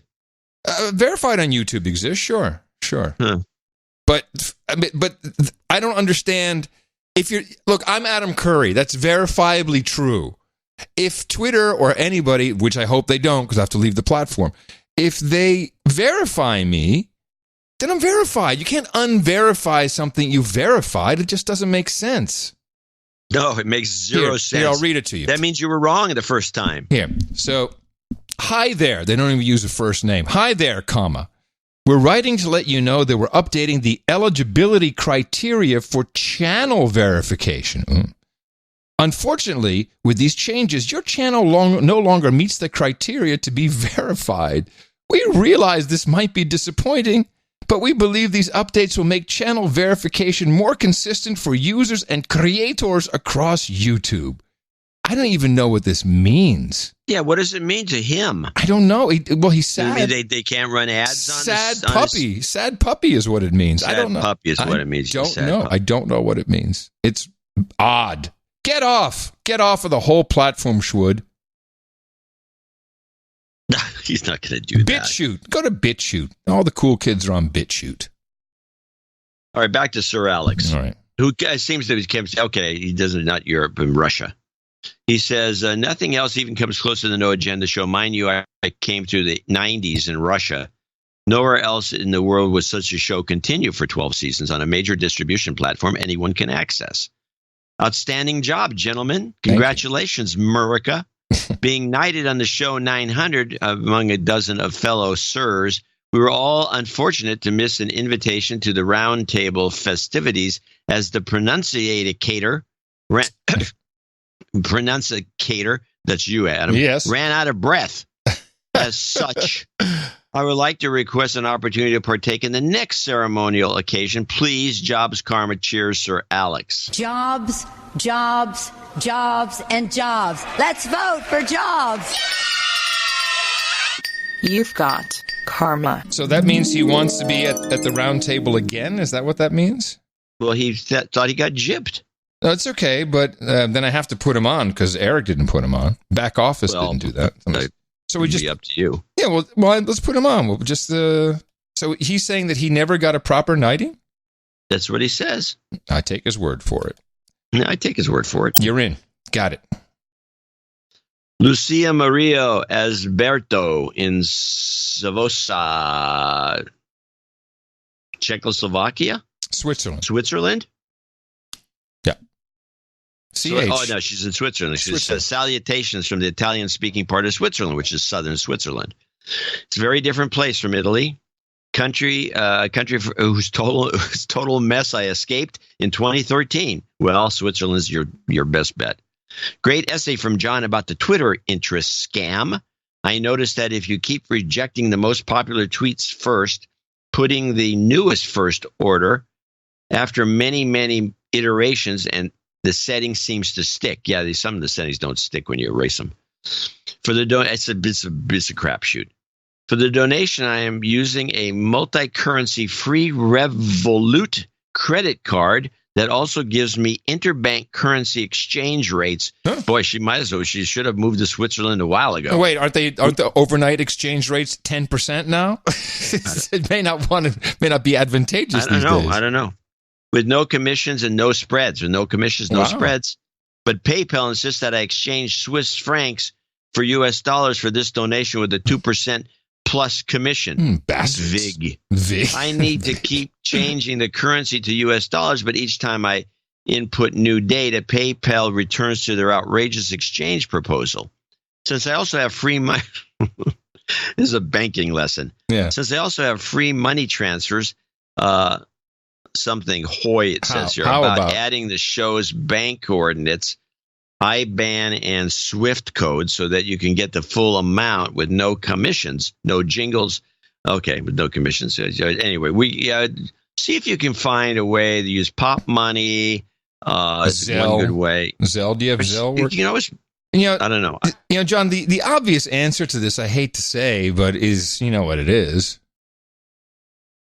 It's Bitcoin, but we'll never take it. I mean, I know you're against it. We should have started taking it when we should have started taking it, which was at the beginning. We'd be rich. We wouldn't even be doing the show. Yeah, you're right. Yeah. Why would we do that? You just put us out of a job. We'd be so rich from the Bitcoin. It's better to do it in dollars. The best part, when the government's internal divisions go around the open source approaches to buy costs. Anyway, she goes on and on about this. I can't take it anymore. She really goes on and on about this. Well, this is why people are moving to crypto, for this very reason. It's outrageous, all the fees they take. And you want to do a money bank transfer, an IBAN, interbank, it's going to cost you $25. Anyway, no jingles, generic karma, not expected, but appreciated. And so we'll give her some karma. I love the end of the show, Ant Song and JCD playing the recorder songs. Thanks for the best podcast in the universe, obviously, according to the Mueller report. Yes, and I'm going to give her some karma. You've got karma. Actually, I skipped down to Dick Banks. I was reading part of his note, which is complaining about the same thing, coincidentally fit right in. So Dick Banks does come in from D.C., Dirty Dick Bangs of D.C., $200. We're almost at the end. I hate seeing the Beagle. Especially when someone in the MSM keeps hitting new lows. Shout out to the boys, Team ABC, Archer Campbell Bangs, age 2. We recently learned Archer cracks up at those drone clips. Really? At the drone clip, whatever the drone clip is. He'd love that played. Drone again? Is that it? I think so. Or what? Yeah. I don't know. Yeah, we got that. Barrett Alexander Bangs goat scream usually gets him, and the caboose of Team ABC, Colton Reed Bangs, age 5 months. He's just getting along for the ride. Thanks for everything, Baron Dirty Dick Bangs of DC. Do not read the rest. Okay, so we need a goat. Well, I'll incorporate everything. The drone again, naturally. He's got some other stuff about China and some other things. I'll look at it later. Indeed. Our last donation is from Ben Smith in Greenville, Texas. 200. And all he says is sad puppies is greater than palindromes. ITM Ben Smith, KF5 SWC. That's right. We'll meet 73s. you on 33 Charlie or on the All Starlink network soon. Kilo 5 Alpha Charlie Charlie. Thank you all of our executive producers and associate executive producers for supporting the show today. Of course, we know that you saw the puppy. It's like a bat signal. You know what happened. We had a low donation. So thank you very much for stepping in. It's always beautiful to see the true peerage of No Agenda coming to the task, and people who have been around for a while and just stepped it up. And we'll be thanking more of those people, $50 and above in our second segment. These people, execs and associate execs, these are credits you can use anywhere. Some of you had multiple. Maybe you should rotate them out from time to time, or just say executive producer or associate executive producer and list all of the shows that you produced on. It means stuff. It means something to No Agenda Nation. It means stuff to your professional community, and it means a lot to us. Thank you so much. And you can always go to Dvorak.org/NA. That's right. And you've learned so much about puppies and pandas. You need to propagate it now. Our formula is this. We go out, we hit people in the mouth.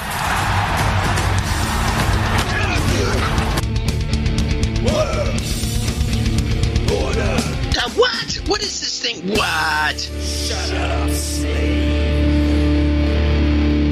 I got my JCD ISOs. That's a good one. Yeah. While we're on it, you got something for end of show? I do have one ISO. Let me grab my list of stuff. Where'd it go? Here it is. This is, let's see, ISO. Well, you ISO, have this ISO. one. It's enormously grave. We have the enormously grave ISO. That's all I got. It's enormously grave. And then, I kind of like this one because I can play it and then retire it. I'm surprised anybody even likes me. If I just play it at the end of the show, then I'll never play it again. I'm sure it irritates you. So that's the one I kind of like. Hey, okay. I need to, once again, Tucker Carlson going down the tubes. Well, let's back up before you. I mean, you have to tell us more background than just that. Part of the problem is he's losing his advertisers and losing his mind. He is losing his mind, and I caught a piece on Thursday or Friday show, and I had just seen the full actual session on the Hill, and so when he brought this report, I'm like, man, you did not see it. You have no idea what was going on. And as much as I don't like doing it, I have to kind of come to Reverend Al's defense in this one. Here is the clip. Al Sharpton is a lot of things. You'd have to say, though, he's the hardest working man in politics. If there's a shameless hustle, he has done it. He's been an FBI informant. He's been a corporate shakedown artist. He's been a fairly prolific tax cheat. And all the while, he's been, of course, a very famous racial demagogue. But he's not attacked for any of this because somehow, and probably, Sharpton has also become a moral hero to the left. President Obama did that, inviting him to the White House more than 50 times as a domestic policy advisor. Effect, Democratic presidential candidates now line up to praise Al Sharpton. He gets to deliver sermons on MSNBC. But thankfully, he's not entirely invulnerable. Sharpton testified before the Congress yesterday. 40 Congressman Matt Gaetz decided to ask Sharpton about all the things the left prefers to forget about. Here's part of it. Have you ever referred to African Americans who disagree with you as yellow and then the N-word? I don't know that I've referred to people as names. I don't know if it's because they disagree with me. Have you ever referred to African Americans who disagree with you as Negro militants? I didn't know that was a derogatory statement. I didn't know that was a derogatory statement. One of the great responses ever. You got to give Sharpton credit. He is hilarious. So it was so disingenuous, and this was a 20-minute sequence of Sharpton being grilled by Representative Gaetz, a Republican.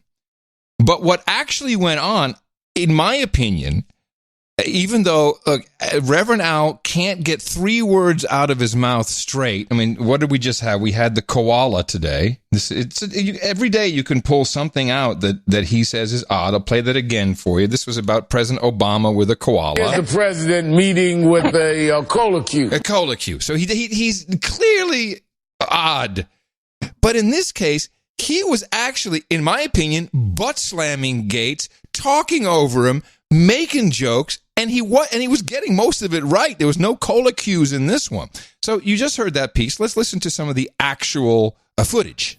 I didn't know that was a derogatory statement. I didn't say it was. Just ask if you used it. I don't know. I don't recall. Have you ever said, if the Jews want to get it on, tell them to pin their yarmulkes back and come over to my house? No, there was a man named Mordecai Levy who had been charged with some terrorist acts who threatened to march on me and several other activists in New Jersey. And he said he was going to come deal with my hairstyle. And I'm referring to his hairstyle. I said for him to pin it and come on. I was not talking about all Jews. Well, you said those words. No, I said about Mordecai Levy. Have you said, I'm in hell already, I'm in Israel? Yeah, because I had been threatened that if I came over to deal with first of all, I believe that you can deal with the decorum of the Congress, but you cannot disrespect a witness. You cannot ask a question and tell the witness he can't answer the question. Is permitted to answer a question. You're welcome to answer. How about then let me answer, sir. Okay. Let me answer because I'm enjoying this. I think that you have. You're at a committee about policing. Don't get upset. Calm down. Calm down. You're yelling. Calm down. I think that I'm trying to answer your last question. Gentlemen will be permitted. The time of the gentleman has expired. The witness may answer the question. I like that. Calm down, man. Calm down. You got to calm down. Were you misquoted in this story when you say the Jews and them referring to a plural group of people rather than one person you seem to have a grievance with? Well, am I allowed to answer? My name is Sharpton, not Lewandowski. I will answer the question if I'm allowed. Please. We know your name, sir. Go ahead and answer. And you then know that I'm going to answer. I was referring to an incident and a threat to come to my home by Mordecai Levy and to the homes of, I believe, Reverend Daughtry and others. How the Examiner, I think you said, or someone else wrote, I'm not looking at it, so I do not know whether they misquoted me or not. I do know what I said and who I was referring to. Well, did you say them? I just said that I'm not looking at the statement. I do not. You're talking about a situation that happened in 1991. If I said them, the, or those, I don't know. I know that incident and I know what I was referring to. And a man threatening to come to our home who had that kind of criminal record. And I had 2 young children, I think under 5 years old. Thank you. I appreciate the answer. Again, I'm not Lewandowski. Let me talk. I'll talk. I'll talk. I'll testify before this committee. So is it your belief that if I said them or not, would that help or hurt excessive force of policing? Well, I think it's pretty significant when someone wants to come and preach to us. Mr. Chairman, point of parliamentary inquiry. Mr. Chairman, parliamentary inquiry. So, I mean, Sharpton's a dick. But it wasn't the way Fox News and Tucker Carlson portrayed that. I mean, it was a throwaway, let's laugh at the crazy black guy. And I thought it was wrong. It was just dumb. And Sharpton held the upper hand throughout that entire questioning session. Sadly, he was good. He didn't have any real flubs or anything. That's why I watched these things in their entirety. I was like, well, he's kind of kicking Gates' ass. And of course, and you can't do this in any other testimony. You can't put a Republican-friendly witness there and have them talk over the questions. That would not last for 2 seconds. So, of course, that went on as planned. I think it was Nadler, actually, who was running the show. Yeah, Nadler. But that's like, go away. That's, I don't know. Yeah, I think your point's well made. Yeah, well, that was the point. That was the point I wanted to make, is that they're all shit. And Fox News loves to call everyone else mainstream while they have the #1 ratings in cable news. So they are the mainstream. And they're run by Democrats. We know it. Right? Right. I think we should talk a little bit about Brexit because I have a whole slew of clips. Okay, hold on 1 second. Let's go into dark mode.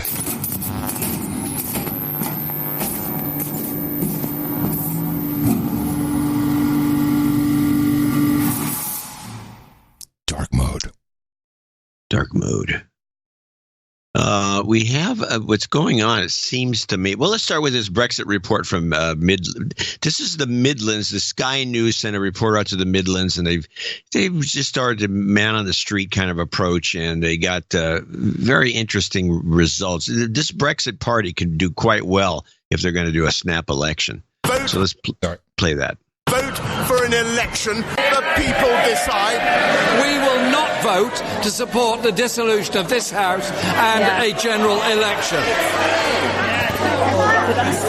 I think they're like spoiled children, a lot of them. From the high-level politics of the House of Commons to the chatter in the social clubs of Grimsby, no election has been officially triggered, but people here know it could soon be ballot papers, not bingo cards, that they are making their mark on. Rita and Paula, both Grimsby, both Labour, until recently. And if there was a general election tomorrow, who would you vote for? I would vote to leave, but I'm a bit decided whether it be. I think it would be Brexit, actually. So if there was a general election tomorrow, would you vote, and who would you vote for? I vote to get out. And in those answers, there is a crucial shift. These women aren't backing a person. They aren't backing a party. They're backing Brexit. I know you're saying, am I worried this time? genuinely never take it for granted. 2015 was very difficult. UKIP were standing and people were saying it was going to be... The town's Labour MP, Melanie On, is confident that she has faced down similar threats before. But as her local campaign ramps up in preparation for a possible election, her party's position on Brexit, or lack of it, is dominating on the doorstep. Hello, is it Simon? It is. Hello, I'm Melanie On, I'm your Member of Parliament. Hi. Hello, this is Channel 4. Can I put you on the hello? Can I put you on the spot and ask you, what do you make of Labour's position on Brexit nationally? Well, it's mixed. I don't think there's a clear directive. And I think that's what's missing. This is what I say, somebody, whoever it is, just needs to make a decision. Yeah, I think people are so tired over there. They're just like, I don't care. Just make a decision, whatever. They're browbeaten. They've been hammered to the ground. They're rudderless. Yeah, I'm not going to argue that.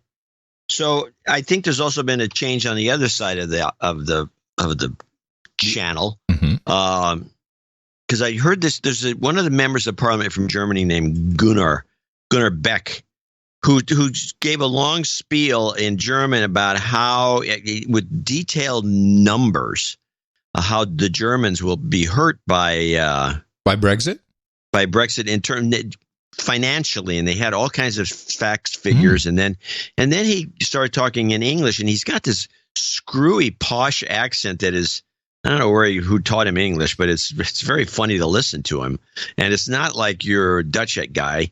It's different. It's very strange, and you would never think he was a German, as a matter of fact. But and he goes on and on with some other things where he condemns the EU the way that they've handled this, and so you get to listen to this entertaining guy, and he gets the kind of responses that Farage might get. The UK has negotiated in good faith, perhaps rather too much faith, when it agreed to all the EU's initial demands. Oh, this is one of those.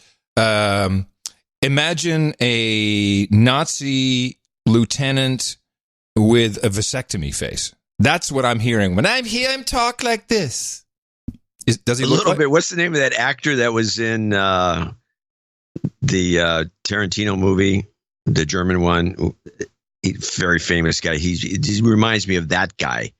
Always plays an evil. Yes, always plays an evil kind of a character, kind of a mean German. Anyway, just play it on. You won't get that out of your head. The UK has negotiated in good faith, perhaps rather too much faith, when it agreed to all the EU's initial demands over the negotiation timetable, EU citizens' rights, and the divorce bill.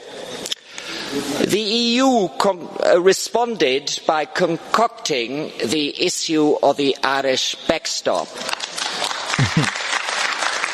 But who seriously believes that sporadic or electronic customs checks would lead to the resurgence of violent terror in Ireland? Not even Michel Barnier, who's trying to use the backstop to keep Britain in a permanent customs union, or to force a referendum against the entire financial and political establishment and against all received politically correct opinion. The British people voted to leave the EU by a majority of 52% to 48%. Exactly the majority by which the European Parliament confirmed EU Commission President von der Leyen. 17.4 million British citizens voted for Brexit, the largest number of British people who ever voted for anything.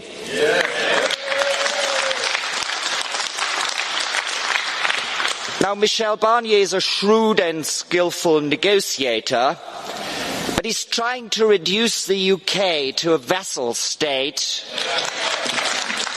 or alternatively is risking massive job losses in the EU. I either or.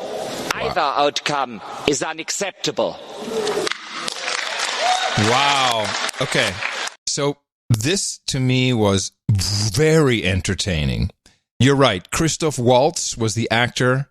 He played in Inglourious Bastards, Tarantino's movie. If I was British and I heard this guy speak, I'd be like, we really need Brexit. We cannot be a part of this. We can't listen to that guy. He triggers every World War II memory they have. I'm sure he does, but we have he thinks ways the EU of making you talk.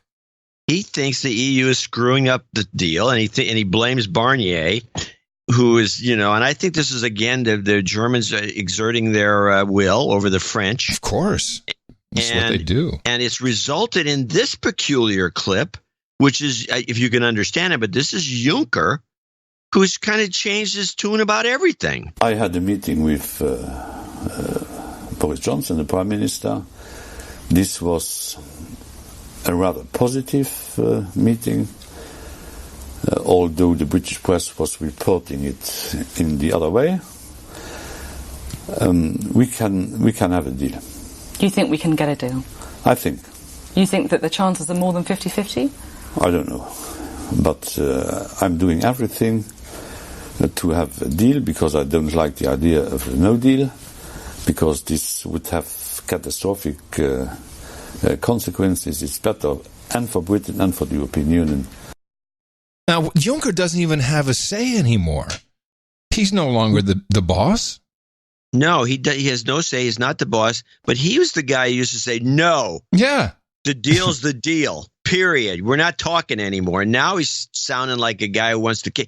I think the Germans started doing. Their German economists started doing the math on this, and they didn't like what they saw. Yeah. And I think that they're going to do anything to keep the British from, like, not really completely disconnecting, but giving pretty much what Boris Johnson wants to do, some sort of a deal. And this De Gunnar guy, the guy who sounds like the actor, he mentions this thing about the backstop being a fake issue. And I think they're all right. I agree. I think backstop is a fake issue, too. Sure. Something's going to break pretty soon. And I don't know how it's going to go, but it sounds like everything we've been told is wrong. And of course, we do have one funny little thing, which is this nothing to do with this particular trend. But I did catch on one of the BBC radio networks, John Humphreys, who's one of this masterful interviewer with this huge, beautiful voice that either one of us would be happy to have.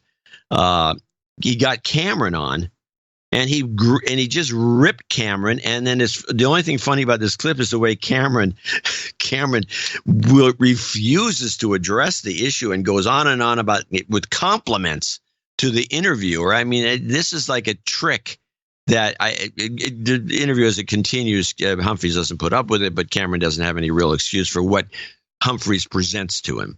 It's 3.5 years since this country voted to leave the European Union. In 42 days, we finally leave. Maybe. We can't even be sure of that.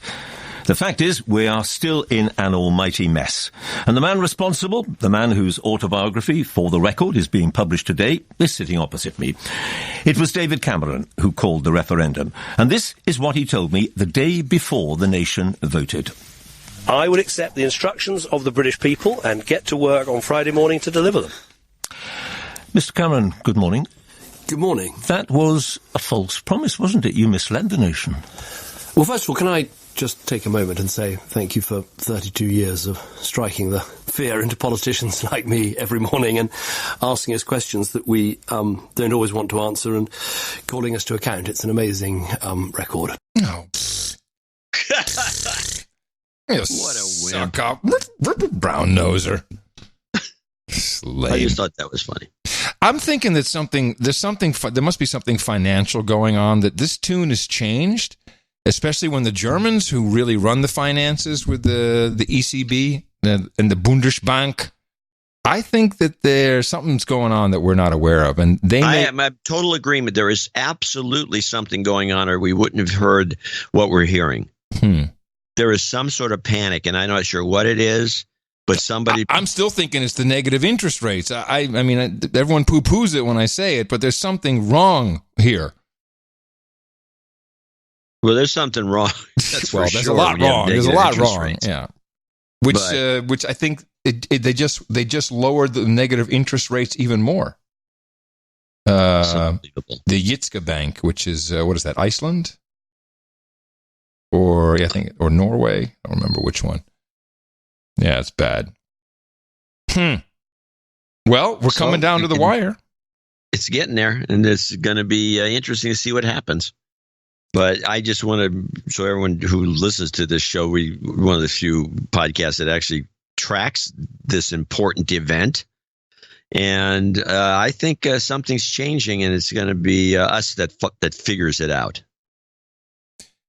Well, somehow you're on alert. Well, yeah, and I think that this overnight interbank lending rate has something to do with it. This is, that the Fed is injecting all this cash.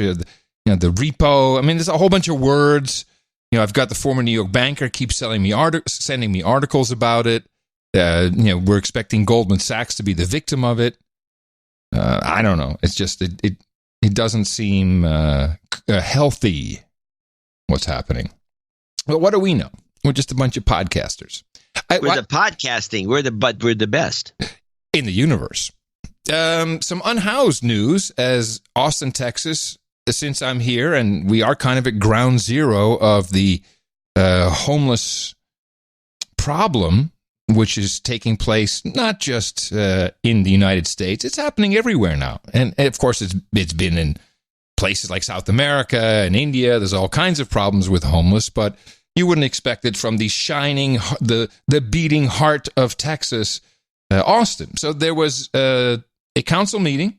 I keep you up to speed on this, John. Another city council meeting, and they were all going to sit down and discuss restricting camping in certain areas of downtown and the West Campus of the University of Texas. And they could not come to agreement. In fact, Mayor Adler, Kitchen, I think her name is, and the pro tempura mayor, Garza, I just love saying that. They were all for changing these restrictions, which would mean, of course, that, people might leave those areas of downtown. Where did they go? Well, you can imagine what happened is they did not vote on it, did not come to a decision, have delayed until the October 17th meeting. There are a couple things I need to say about this. First, here's a statement from Austin City Council member Jimmy Flanagan, who we haven't heard from. I have not followed him at all. He's District 6. And this guy's interesting. He's young. I'd say he's squarely millennial, but in his early 30s. He likes to do the jazz hands when people clap. No, don't do that. Do this.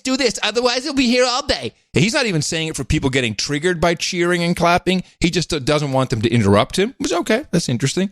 And he also talks like Ben Shapiro, which I think is a huge appeal to a certain subset here in Austin, Texas. And he does say some things which are not entirely stupid. I'm blown away. I'm sure you're familiar with the phrase lipstick on a pig. I am incredibly frustrated by this process. Nobody wants to see the camping. I don't want to see the camping. My constituents don't want to see the camping. We got to stay focused. Stick to this, y'all. It'll get us through the day faster.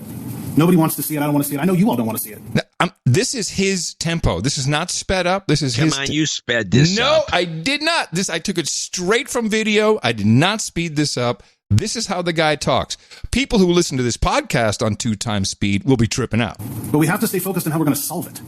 I don't believe that we are going to solve this as a council, 11 of us inventing policy from the dais. We hired experts to do this for us. Our new homeless strategy officer has been on the job for a week. We need to use the resources that we are creating. We didn't bring a homeless strategy officer from Austin. We brought her from a community where it was working, where the solutions were being implemented, where progress was being made. A resolution posted to the message board 45 minutes ago is insufficient for me, insufficient for the public, I think. This is not going to be a problem that's solved overnight, and it is not going to be a problem we solve from the dais. I am committed, as we are all committed, to getting this problem managed and not talking about ending homelessness, which is a phrase with a very difficult assessment. And even the troll room is saying this is not sped up. This is straight from video from Austin City Council. I don't think they're in the business of speeding up. And It's just not. But talking about, stick to it, y'all, really. But saying what our specific metrics are. Mayor, I'm glad that you brought up the federal definition. A situation where the wait list for housing is 60 days or less. That makes sense to me. The other thing that's important for us to remember as we go through this process, the camping bans are what broke the West Coast. They banned camping in certain parts of town, which moved it to other parts of town, which then moved it to other parts of town, then moved to other parts of town. And by the time it got so big, there was literally nowhere left for anybody to be. You couldn't possibly spend enough money to solve it. We are not there yet. We are years away from there. But as Councilmember Ria noticed or mentioned, these solutions have been offered to this community in years past and have been rejected. And if you want to see some crazy council meetings, go watch the video of San Francisco or LA council meetings where they talk about homelessness. Those communities are angry because they should have solved it 5-10 years ago. That's what we are going to do. That's what I know we can do, is we can develop the metric. The end game metric is the 60 days. We can create a middle point metric. I like the idea of a midpoint metric, as we can start to clarify where people can be as we identify where they can be.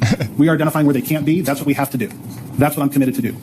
Exempting certain parts of town and not other parts of town, street by street, is not something I'm satisfied with. I cannot justify to my constituents how streets in one district are exempted, but streets in my district aren't. So I don't think that we're going to get there.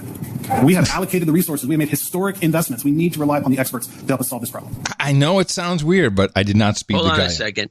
I did not speed him up. This is what happens to anybody who listens to Ben stuff that's sped up. Yeah, exactly. This is what it results in. You listen to podcasts at 1.5 or 2 times speed. This is what happens to you. Yeah. Dang. He sounds like a sped up audio track. Well, and the thing is, even with sped up audio tracks, you have this. He's very understandable. Yeah, I know. So is Ben Shapiro. Yeah, Shapiro's very understandable. Just like, why are you talking so fast, dude? Now, what the guy said is very interesting. They have indeed hired a homeless strategy officer, a woman from Orlando. And I know about this because I finally had my sit-down talk with Alan Graham, the CEO of Mobile Loaves and Fishes Community First Village, which I've been talking about, which I went to see. It's about an hour and 15 minutes. I tweeted out the link. You can find it. It's a no agenda additional thing that I like to do from time to time. There's really no benefit to playing any of the clips because you have to listen to it as a whole. But you listen to his philosophy and what will really work. And the main takeaway that I got from him, which plays into this, is one. He says, if I had a nickel for every person that came up to me and said, you know, what you're doing here is really great, and I'm liberal, I really like this, but you have to do it somewhere else. He says the Not in My Backyard or NIMBY in Austin is outrageous. And particularly from, he says, liberal people who have compassion. They love the idea, love it, but just don't want it near them. And so when you want to ban camping in certain areas of downtown, all the other districts go, well, why here? Well, I don't want it over here. When the real issue is that you cannot fix broken people. They're broken. They need to be reintroduced into a community. And the actual numbers, according to Alan Graham, but also he's in the data, he does have access to the homelessness database and all this information that the city maintains. There's really 1,200 chronically homeless people. Maybe as much as 2,000 who've been on the streets unhoused for a year or more. He says all the rest are transient. And in fact, to me, it makes sense that, and I joke about it, but you should really chip these people or have some way to consistently identify. They do have databases that work pretty well. If you have not registered... Yeah, I don't give a shit. I mean, I want to help people. Yeah, we heard that. We heard you. Yeah, but Mr. OTG. Hey, these people are not OTG. Most of them got smartphones. So don't start with me. The transients need to get the hell out. Go away. I don't care what you're doing here. Do you want to be an Austinite? You want to live in Austin? Okay, there are ways to help you. They are already, the Community First Village is already housing 230 people, and starting in January, they'll onboard 10 more people a week, and they will have an additional 500, bringing up to about 750 people running this currently on $6 million a year. I mean, they spend 3 times as much as that just on their stupid meetings. So it's very frustrating to see things that are working. People that are way out, they have their own community, They can still access Austin, everything it has to offer. It's working perfectly, but everybody else here is talking about, we need to build housing, but not around here. Put it over there. Put it over there. They're a bunch of dickwads and a-holes, assholes. There is stuff that's actually working, and the city of Austin has no desire to even look into it. So, sadly, unless a lot of people start getting into it, and I'll be one of them, I'm going to campaign as much as I can and do as much as possible. What the mayor is doing and the leaders, the elected representatives, the city council is not going to work. This will turn into San Francisco, Los Angeles, etc. Smaller scale because we just don't have that many people, but it will be bad. And we've seen really the increase of visibility of homeless is just, it's doubled. And there are solutions, but these people have no desire to look at anything that works. And it's kind of a not invented here syndrome. I'm not quite sure what's wrong with them. And the people of Austin yell and shout and scream at these town halls. They're not doing anything either. A bunch of phony hypocrites. That's all I had to say. Go listen to the interview I did with Alan Gray. Yeah, you should play the pet peeve jingle for you. Well, this will be my new pet peeve. Adam C. Curry's pet peeve of the day. Yes, it's the Bay. Wars on the Bay. E-cigarette. Pew, pew, pew. Update on the vape wars. I have some new information. New shit has come to light, man. I got a very interesting note from, he will have to remain anonymous, and I have verified insider in the vaping industry regarding the deaths that have taken place. And I learned something interesting. There is an additional type of e-liquid, e-juice, that is based on nicotine salts. I was unaware of this. And I had to really delve in to understand what was going on. But this is, in fact, what Juul uses. Nicotine salt is a product that you can flavor easily. It will vaporize. It vaporizes at a much lower wattage, and it injects it infuses a much higher level of nicotine into the bloodstream, way higher than the stuff that I've been vaping for years. And this is what Juul found out. This is their secret sauce. The problem is, the benefit to the nicotine salts is they can put it in this little capsule and use this low-powered battery that is the Juul. I mean, the Juul is not a very powerful device compared to, what I'm using, what other people who vape use, which is, you got a pretty decent stick, and that's a big battery. The danger comes in when kids get hooked on Juul.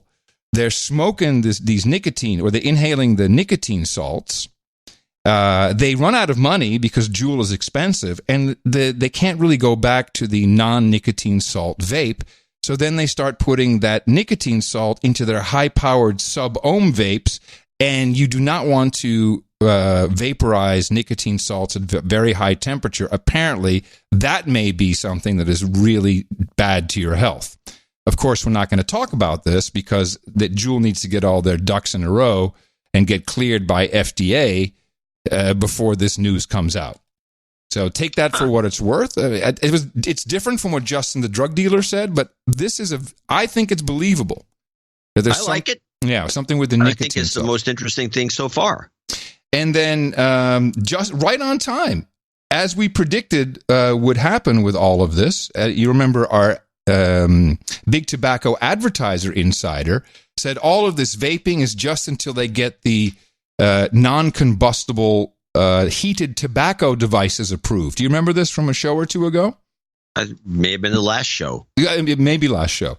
Well, there it is. FDA clears Philip Morris's IQOS, I-Q-O-S. I don't know, it's Koala Q, IQOS. As Altria prepares to sell the heated tobacco device in the U.S. And that apparently is really Philip Morris's end game. They do not want to give up the tobacco business. They don't want to just go to nicotine. They don't really own that business. They want the tobacco business to roll. And so now they have this heated tobacco, which doesn't actually burn it. Well, Okay, so what you're saying, this is, of course, I'm not a smoker, so I can't keep up with any of it. Sure. But I will say this, from a chemical standpoint, or a chemistry standpoint, the tobacco must then, therefore, be treated with something to make it vapable, because otherwise, why would you just take just a bunch of chewing tobacco and stick it in a vapor and a vaporizer, and then charge it up and breathe the vape? I don't know anything about this technology, but this news literally came out today that the FDA has cleared this. But check. Well, I'd love to hear from somebody about the chemistry, because there's got to be something, and we've known kind of or suspected that much of the problems with tobacco are the chemicals that they add to the tobacco itself, so it burns longer, it has a nicer ash. There's all these things, and those things are not healthy. Well, this is exactly the point of the nicotine salts. Is the big tobacco found out that once you start adding ammonia and stuff like that to the tobacco, the nicotine that is actually taken into the bloodstream is a much higher level because of these additives they put in there. So they're always it's still all a nicotine delivery device. That's what everybody's looking for. And I can understand why the tobacco guys want to keep their tobacco business going. But here's what I found odd is the branding. Altria will start selling, and listen, it's little I, capital QOS. How am I supposed to? First of all, how am I pronouncing this? IQOS, IQOS, IQOS. What? I don't understand how to pronounce it. That's the heated device. And they're going to sell mobile versions, that kind of fit in your pocket.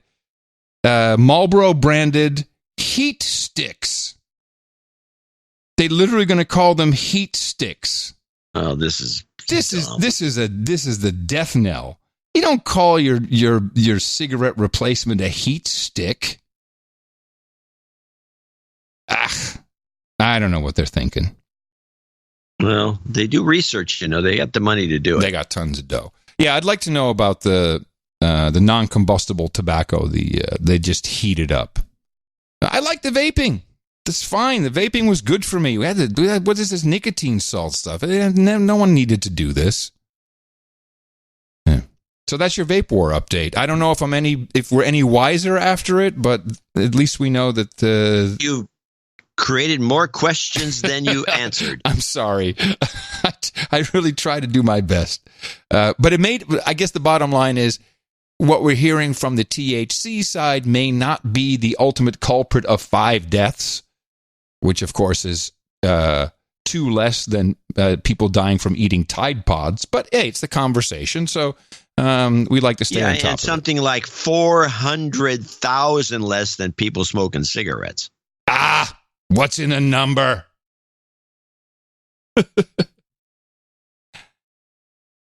So let's you know what? No. Let's do nothing. We got to take a break. I'm going to show my support by donating to No Agenda. Imagine all the people who could do that. Oh yeah, that'd be fab. Yeah, on No Agenda in the morning. Well, we do have a few people to thank for show 1175, which is the getting up to show 1200, which is going to be a big deal. Starting with Marcus Mueller, $117.50. He's in Deutschland. Dame Nurse Caitlin. Oh, nice. Nurse Caitlin. Haven't heard from her in a while, I think. Yeah, she showed up a few months back. In Goldsboro, North Carolina, she has a $111.33. She does have a note with a call out. Dame Nurse Caitlin, the Flat Earth. Finally checking in after a bit of a hiatus. My listening slacked off over the last year or so after losing my mom to cancer, losing my grandfather, and Dad's house burning down. I've been back in my routine for a few weeks and loved the show as much as ever. In fact, my brother, who's also a listener, and I were planning to attend the Eastern North Carolina meetup. in Garner today, but some things prevented us from going there. Anyway, she wishes them well. But she needs to call out. Since we missed the meetup, it seems like a donation was needed. She wants a F cancer, but she also needs to call her brother Trey Williams out as a douchebag. And we'll give you an F cancer at the end of this list. You bet. Nils Bonnecker in Hamburg, Deutschland, $111.11. Justin Johnson, 100. Kevin Thomas, 100. Charles Bennett, 100. In McCall, Idaho. Sir Pat Deary in Sarnia, Ontario, Canada, 100. Sophia Pandalea in San Jose. She was complaining, I believe, about not having. We need a South Bay meetup, and I said to a note, yes, we do. We need one. Yeah, that's Sophia. She's in San Jose. Ian Field, 100. Matt McGregor, 99. Brian Burgess, 95 in Pelican Rapids, Minnesota. Pelicans in Minnesota, okay. William Alston in Baltimore, Maryland, 9119. So we have a continuation with 1, 2, 3, 4 more of the 9119 guys. Straggling Ryan palindromes. Smith in Raleigh, Stephen Hightower, and Eric Mackey in or Mackey, with 9119. Ronald Schull, 8008. Sir Kevin McLaughlin, Earl of Luna at 8008, Locust, North Carolina. Sir Jonathan of the Double-Bladed Paddle in Lost Wages, Nevada. Hey, 73 is my man Zaham. 73s. Does he have his call letters? Yes. Kilo Echo 0, India Hotel Tango. Double-bladed paddles means he's using Ambic keys. He's a Morse code, CW. Yeah, he's a Morse code guy. He's a CW. Mm-hmm. Baronet Surf. And it'd be fun to get good with one of those. I was doing about 15 words a minute for a while there with a double-bladed paddle. You got to keep it up, though. You lose it real quick if you don't practice. Yeah, you should probably have to practice daily. Yeah. Baronet Sir Phenom in Appleton, Wisconsin, 6968. Chris Baylor in Grafton, Wisconsin, also in Wisconsin, 6789. Michael McIntyre in Boulder Creek. Maxwell McIntyre. Oh, I'm sorry, Maxwell McIntyre. What did I say? You said Michael. Oh. In Boulder Creek, California, 6666. Help Greta or other deserving recipients to the round table. You thought this would be a good promotion. In this case, maybe he doesn't have anyone else to help with a damehood or knighthood, so he wants to attribute it to Greta. But we've seen this a couple of times in the recent past where even people who have peerage want to help others get their ring. And I think it's an interesting idea, and I encourage it, actually. Bhaskar Dandona in Birmingham, Great Britain, 5555, and he has a note. Go podcasting! Mary Lutz in Gaylord, Michigan, 5555, and there's a couple of... she has first-time donor, 5555, in recognition of my birthday. She's 55th today on the 22nd. My husband Jeff and I have been long-time boners, so we need a de-douching. We can do that. Oops, there we go. You've been de-douched. And the Jobs Karma coming up in a moment for you. Thank you so much. Welcome to No Agenda Nation. Sergeant Postal, 5533 in Miami Lakes, Florida. Thomas Miller in Naperville, Illinois, 5510. Stas Gomberg, 5510. Fawaz al-Duaj. Elf Duaj. He's in Kuwait, 55. He needs a de-douching. Okay. You've been de-douched. He's got a number of commentaries there about... Well, about you. This is your Yemeni ISO, which means grace of Almighty God, I think, or ask for God's blessing. Yes, thank you. We got the translation. Appreciate 5150, Levelland, Texas, from Sir Jackson Knight of the Transistors. Shannon Atkins, 5050. Yeah, this got a funny note. Thank you, Shannon. Sir Duma in Holland, Ohio, 5110. Forrest Martin, 5005. And we have the following people are $50 donors, name and location. Starting with, if I get to the right spot, Erez Schatz in Israel. Beit Shemesh, Israel, as a matter of fact. Thomas Tollett in Shawnee, Oklahoma. Sir, fuck that guy. 50, I didn't know we had that night there. Comes to the rescue. Well, hey, fuck that guy. He's here. Jan Osifius in Oostvoorn. I think it's Osephuis. And it'd be Jan. Yeah, Jan Osephuis in Oostvoorn. Let's try that one. Okay. Carlos Pacina, parts unknown. Jeffrey Fields in New Braunfels, Texas. Used to use a Hondo grill from that New Braunfels company. Hamish Patterson, Christopher Baker, Robert Case in Mill Spring, North Carolina. Another birthday from Trisha Morales in San Antonio, Texas. Our hot, smoking hot husband, Aaron Lopez. He's turning 33 today. Oh. Sir Eric, Baron of the Valley, 50. Sir Alan Bowes, Baron of BC, 50. And then Daniel LeBoy from Bath, Michigan. That's in front of Sir Patrick Maycomb in New York. And unless I'm skipping over this. This is anonymous. I think my spreadsheet will not read whoever it is that wrote that War and Peace note. It's anonymous from Boynton Beach, Florida, and it is a very long note about OTG. But, you know, we really can't be playing jingles. Certainly that 1, 2, 3, 4, 5, 6, 7, 8, 9, 10, 12. We do that in our first segment. But thank you very much for your support. We appreciate it. Yes. And the last one, I think I printed that note out. There's something in there I wanted to read. And Sir Patrick Maycomb in New York City is our last well-wisher and producer for show 1175. I want to thank him especially. Yes, and thank you to everybody under that amount. A lot of you came in and helped with $49.99s. Anything under the 50, of course, is kept anonymous. We appreciate that. And we have our subscriptions, which is a baseline, and we really love people to continue and sign up for it if you haven't already. So these people and our executive producers and associate executive producers really made this show come alive. Thank you. And remember, we'll be doing it on Thursday. All you have to do is go to Dvorak.org/NA. Okay, lots of F cancers and job karmas and moving karmas. Before you go on, I do want to read one more note.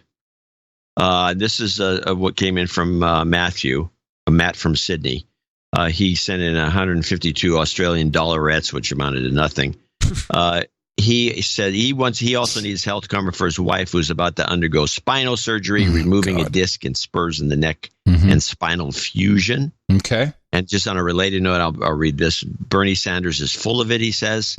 We have socialized medicine in Australia, and the operation is still costing a fortune, including a random $1,100 out-of-pocket admin fee we had to pay to the surgeon the other day. This is despite paying a mandatory $5,000 a year to be in the health fund. Nice. Okay.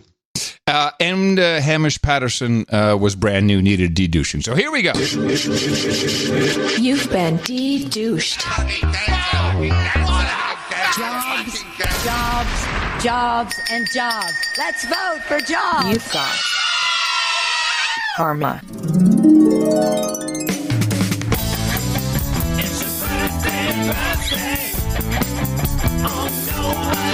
And we're rounding out the month of September. It is the 22nd today. Here's our list of birthdays. We say happy birthday to Sam Godwin, Nathan Miller Foster celebrating today, Mary Lutz, also a 22nd day of September birthday. Trisha Morales says happy birthday to her smoking hot husband, Aaron Lopez, 33 today.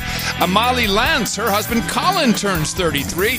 We say happy birthday to Buzzkill Jr. He is 34. Happy birthday to Tony Dockery and Pat Alanis. All of you are happy birthday babies, and we say that from all your buddies here at the best podcast in the universe. Come gather round, douchebag, producer and slave, as we all thank your brothers and sisters who gave, and some of them knights, some of them slaves. For the titles they're a-changing. To Well, we got a longer jingle than we do title changes, but Sir Robert Klassen becomes Sir Robert, Shining Baron of Lapland. And congratulations to you, sir. And then we have a couple of, let me see, we have we've got 3 knights and 1 daming to do. So I'll grab this blade if I can have your big Here's sword. the big one. Beautiful. Very nice. Up on stage here, Laura Giaggio, Lee Scarbeck, Nathan Miller Foster, and Sir Alex, who never got his proper knighting. All 4 of you are about to enter the illustrious group that we call the No Agenda Knights and Dames of the Round Table. Thanks to your support of the show in the amount of $1,000 or more, it is highly appreciated. So hereby I pronounce-icate thee, Dame Laura, Sir Prime Mover, Sir Nathan Lee, and Sir Alex, the Knights of the Northern Launchpad. For you, we've got Hookers and Blow, Rent Boys, and Chardonnay. We've got Kona Coffee and Maui Wowie, Reindeer and Cloudberries. We got Sparkling Cider and Escorts, Ginger Ale and Gerbils, Breast Milk and Pablum, and, of course, there's mutton and meat. So, all of you, welcome to this exclusive group of the No Agenda Knights and Dames. And to make it official, go over to noagendanation.com/rings. And Eric the Shill will make sure you get your rings as soon as possible. No Agenda Meetup. Quick meetup reports from the Portland Local 33 meetup. Greetings, Podfather. Here's our meetup report for Oregon Local 33. Another great one, a great time getting together with 8 fellow slaves at Noodles & Co. Not the favorite venue so far, but still a rich time of amygdala alignment. We had a rousing round of No Agenda Wheel of Fortune. Everybody went home a winner to put one more meal of mac and cheese, which was the contestant prizes. Although, he says, I thought we were in trouble right off the start, given the sign on the door. And this was a printed sign, and he sent me a picture, and it says, quote, short, this is from Noodles, okay? Noodles, Noodle Boy, remember what kind of crazy people work at Noodles? Short on staff, order maybe coming out late, maybe spelled M-A-Y-B-E, maybe. Order maybe coming out late. Sorry for the inconvenient. Signed the Noodles team. Those are the people that are bitching about that they should be a part of management. Sorry for the inconvenient. Not inconvenience, inconvenient. One of the highlights of the evening may well be the discovery of our next meetup and topic/venue, which is axe throwing. And that is scheduled for October 25th. Then we had a quick report from Nelson, British Columbia, from Matt Burns, organized the meetup there in the morning, Adam. Last night we had the first Nelson, BC meetup. A total of 6 guys showed up, which for a small city of 10,000, I consider a great success. That actually is kind of good. Conversation flowed. Everyone got along well. We were relatively trigger-free. Onerous BC liquor laws interfered with the group sitting together for a time. All resolved quickly, though. Thanks to the government of British Columbia for protecting us. Is there something I don't know about?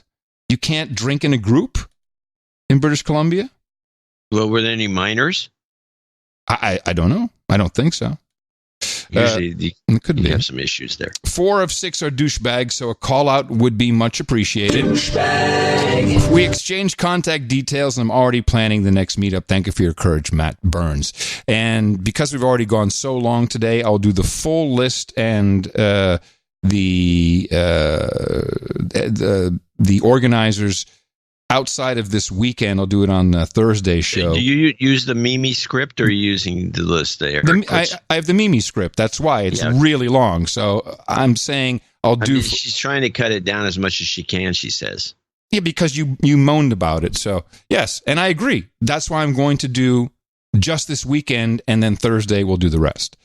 Sunday, that's today, Arlington, Virginia. That's at noon today. So, oops. You're late. Oh, you already missed it.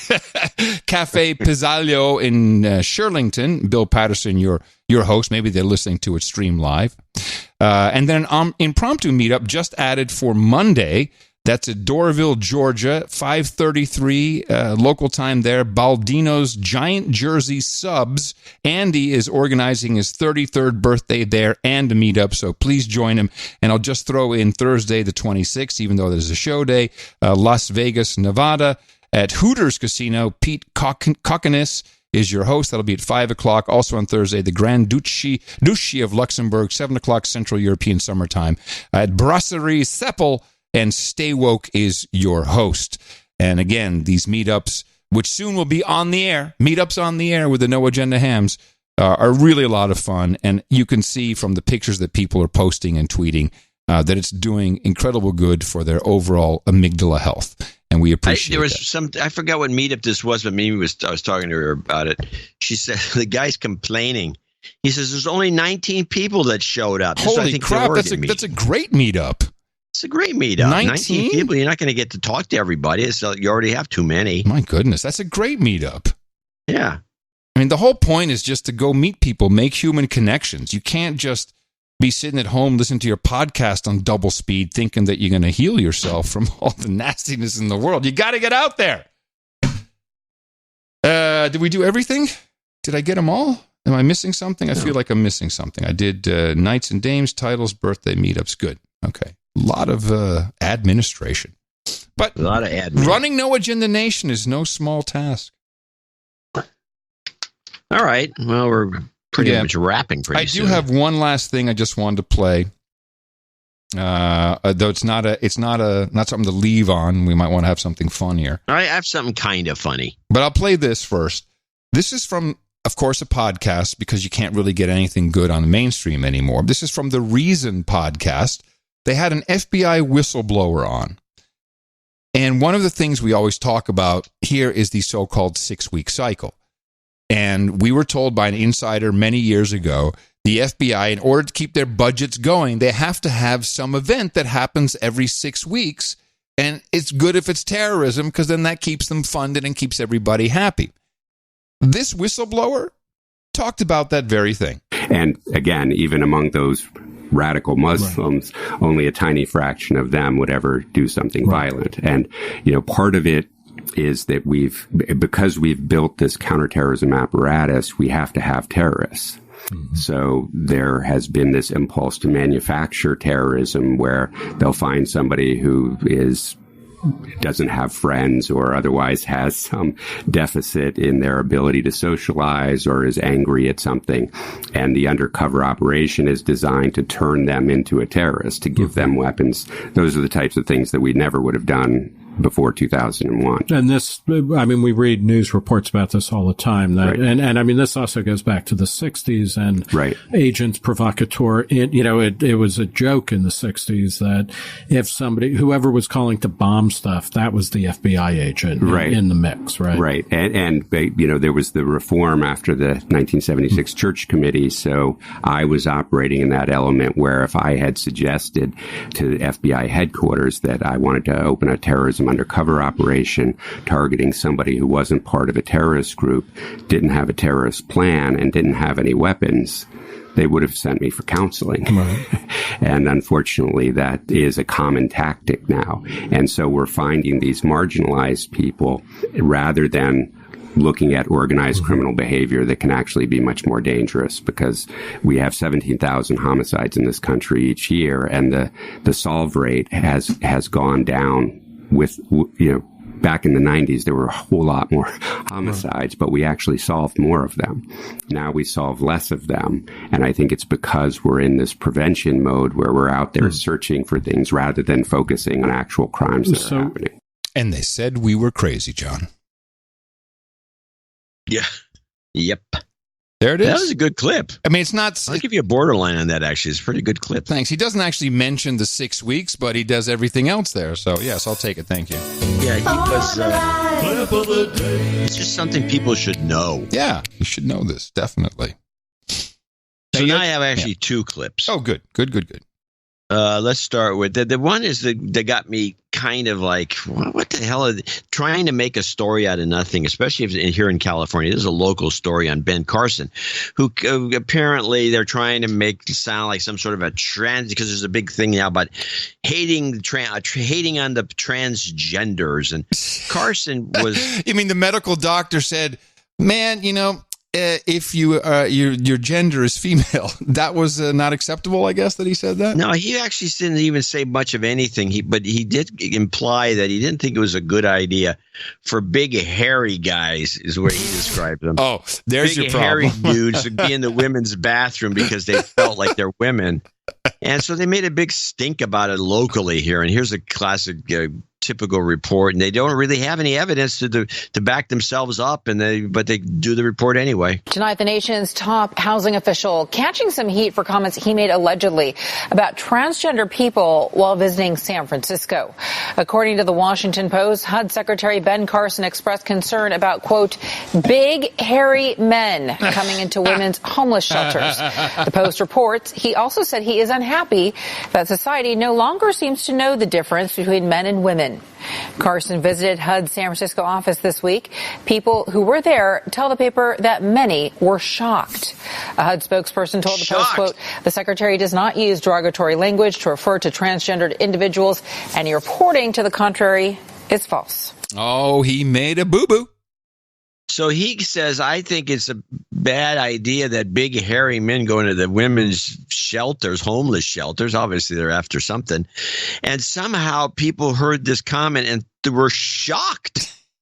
They were shocked. Because he's calling the immediate conclusion is he's calling one of the most vulnerable classes of people in the country, the transgendered women, big, hairy dudes. That's all they could focus on. I guess. Mm-hmm. And it's actually worse with the focusing because I have a clip from Trump in New Mexico where he just goes off the rails with his ad libs and starts doing his bit, which is pretty lively in the New Mexico speech. And he goes off and starts yakking about one thing. And they all say, oh, he hates the Hispanics. And this is the perfect example of why. And he's really being kind of kind. In fact, if they wanted to, and I don't understand why they don't do this, if you take what you're going to hear next, which is Trump in New Mexico, and if you could pull out anything from it, if you wanted to condemn Trump, you could say that Trump hates America. In New Mexico, President Trump falsely declared at a campaign rally Monday that Latinos support his border wall, proclaiming, quote, we love our Hispanics. During the rally in Rio Rancho, Trump pointed to Steve Cortez, a former paid on-air contributor at CNN and member of Trump's 2020 campaign committee. He happens to be Hispanic. But I've never quite figured it out because he looks more like a wasp than I do. Nobody loves the Hispanics more. What do you like more, the country or the Hispanics? He says the country, I don't know. I may have to go for the Hispanics, to be honest with you. We got a lot of Hispanics. We love our Hispanics. In response, the progressive political group Latino Victory tweeted, this is racist, this is xenophobic, this is the type of rhetoric that led to the biggest anti-Latino massacre in modern history, unquote. What? Hold on. Latino massacre? You're talking about the El Paso shooting? Oh, and that's what led to it? Oh, people. Can't joke around anymore. Oh, my goodness. But I think Trump could be condemned for hating America because he said right there that he likes Hispanics more than he likes the country. Well, no. He did. Well, since you're going to bring it up, he did something the other day, which is another one of my pet peeves. I've always heard the most important thing a president does. I disagree with this, by the way, but that's okay. I disagree with a lot of things. Because I think the most important thing is our military and protecting our country. No.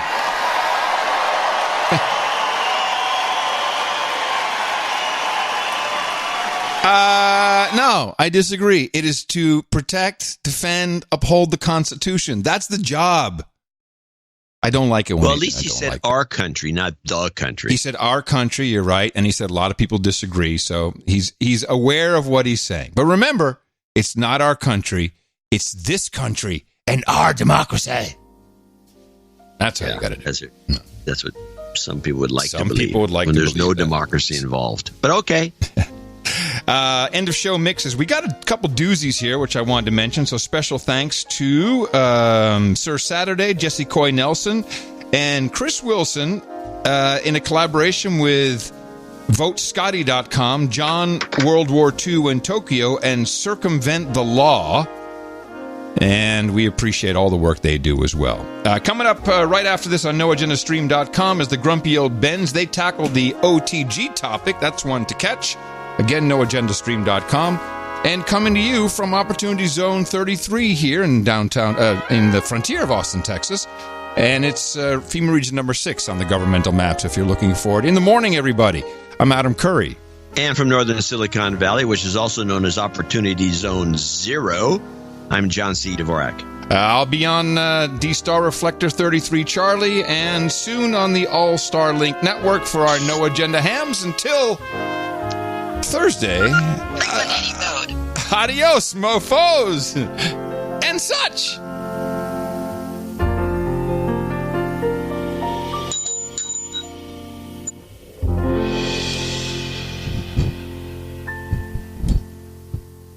This is my mukbang song. Yeah, eating while I'm singing. Oh, eating while I'm singing. Oh, eating while I'm singing.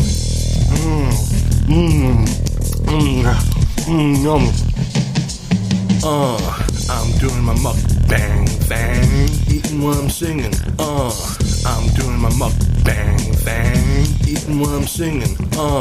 I'm doing my mukbang thing. Yeah, I'm eating on YouTube. I'm eating good food. It's my mukbang song.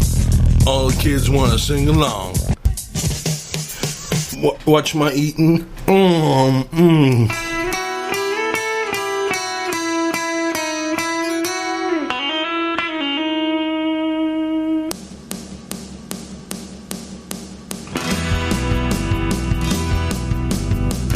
I see J. Trudeau and his face is painted black.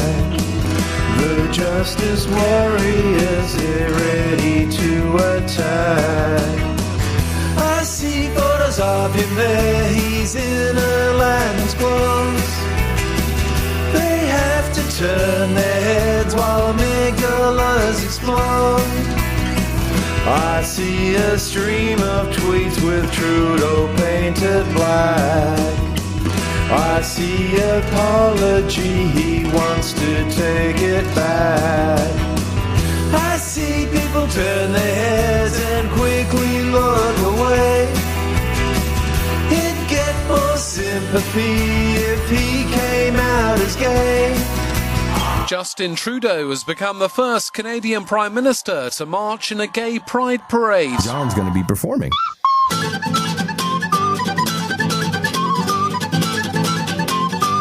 I don't know how anyone plays this thing.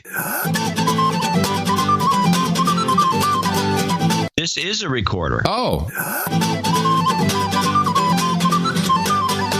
If you blow harder, it changes the note. I don't know how anyone plays this thing. Yeah, I got to get a little book on it. They're even complimenting your recorder playing today. Dvorak.org/NA. That hurts. Somebody's going to say, this guy's an idiot. The best podcast in the universe. Adios, mofo. Dvorak.org/NA. I'm surprised anybody even likes me.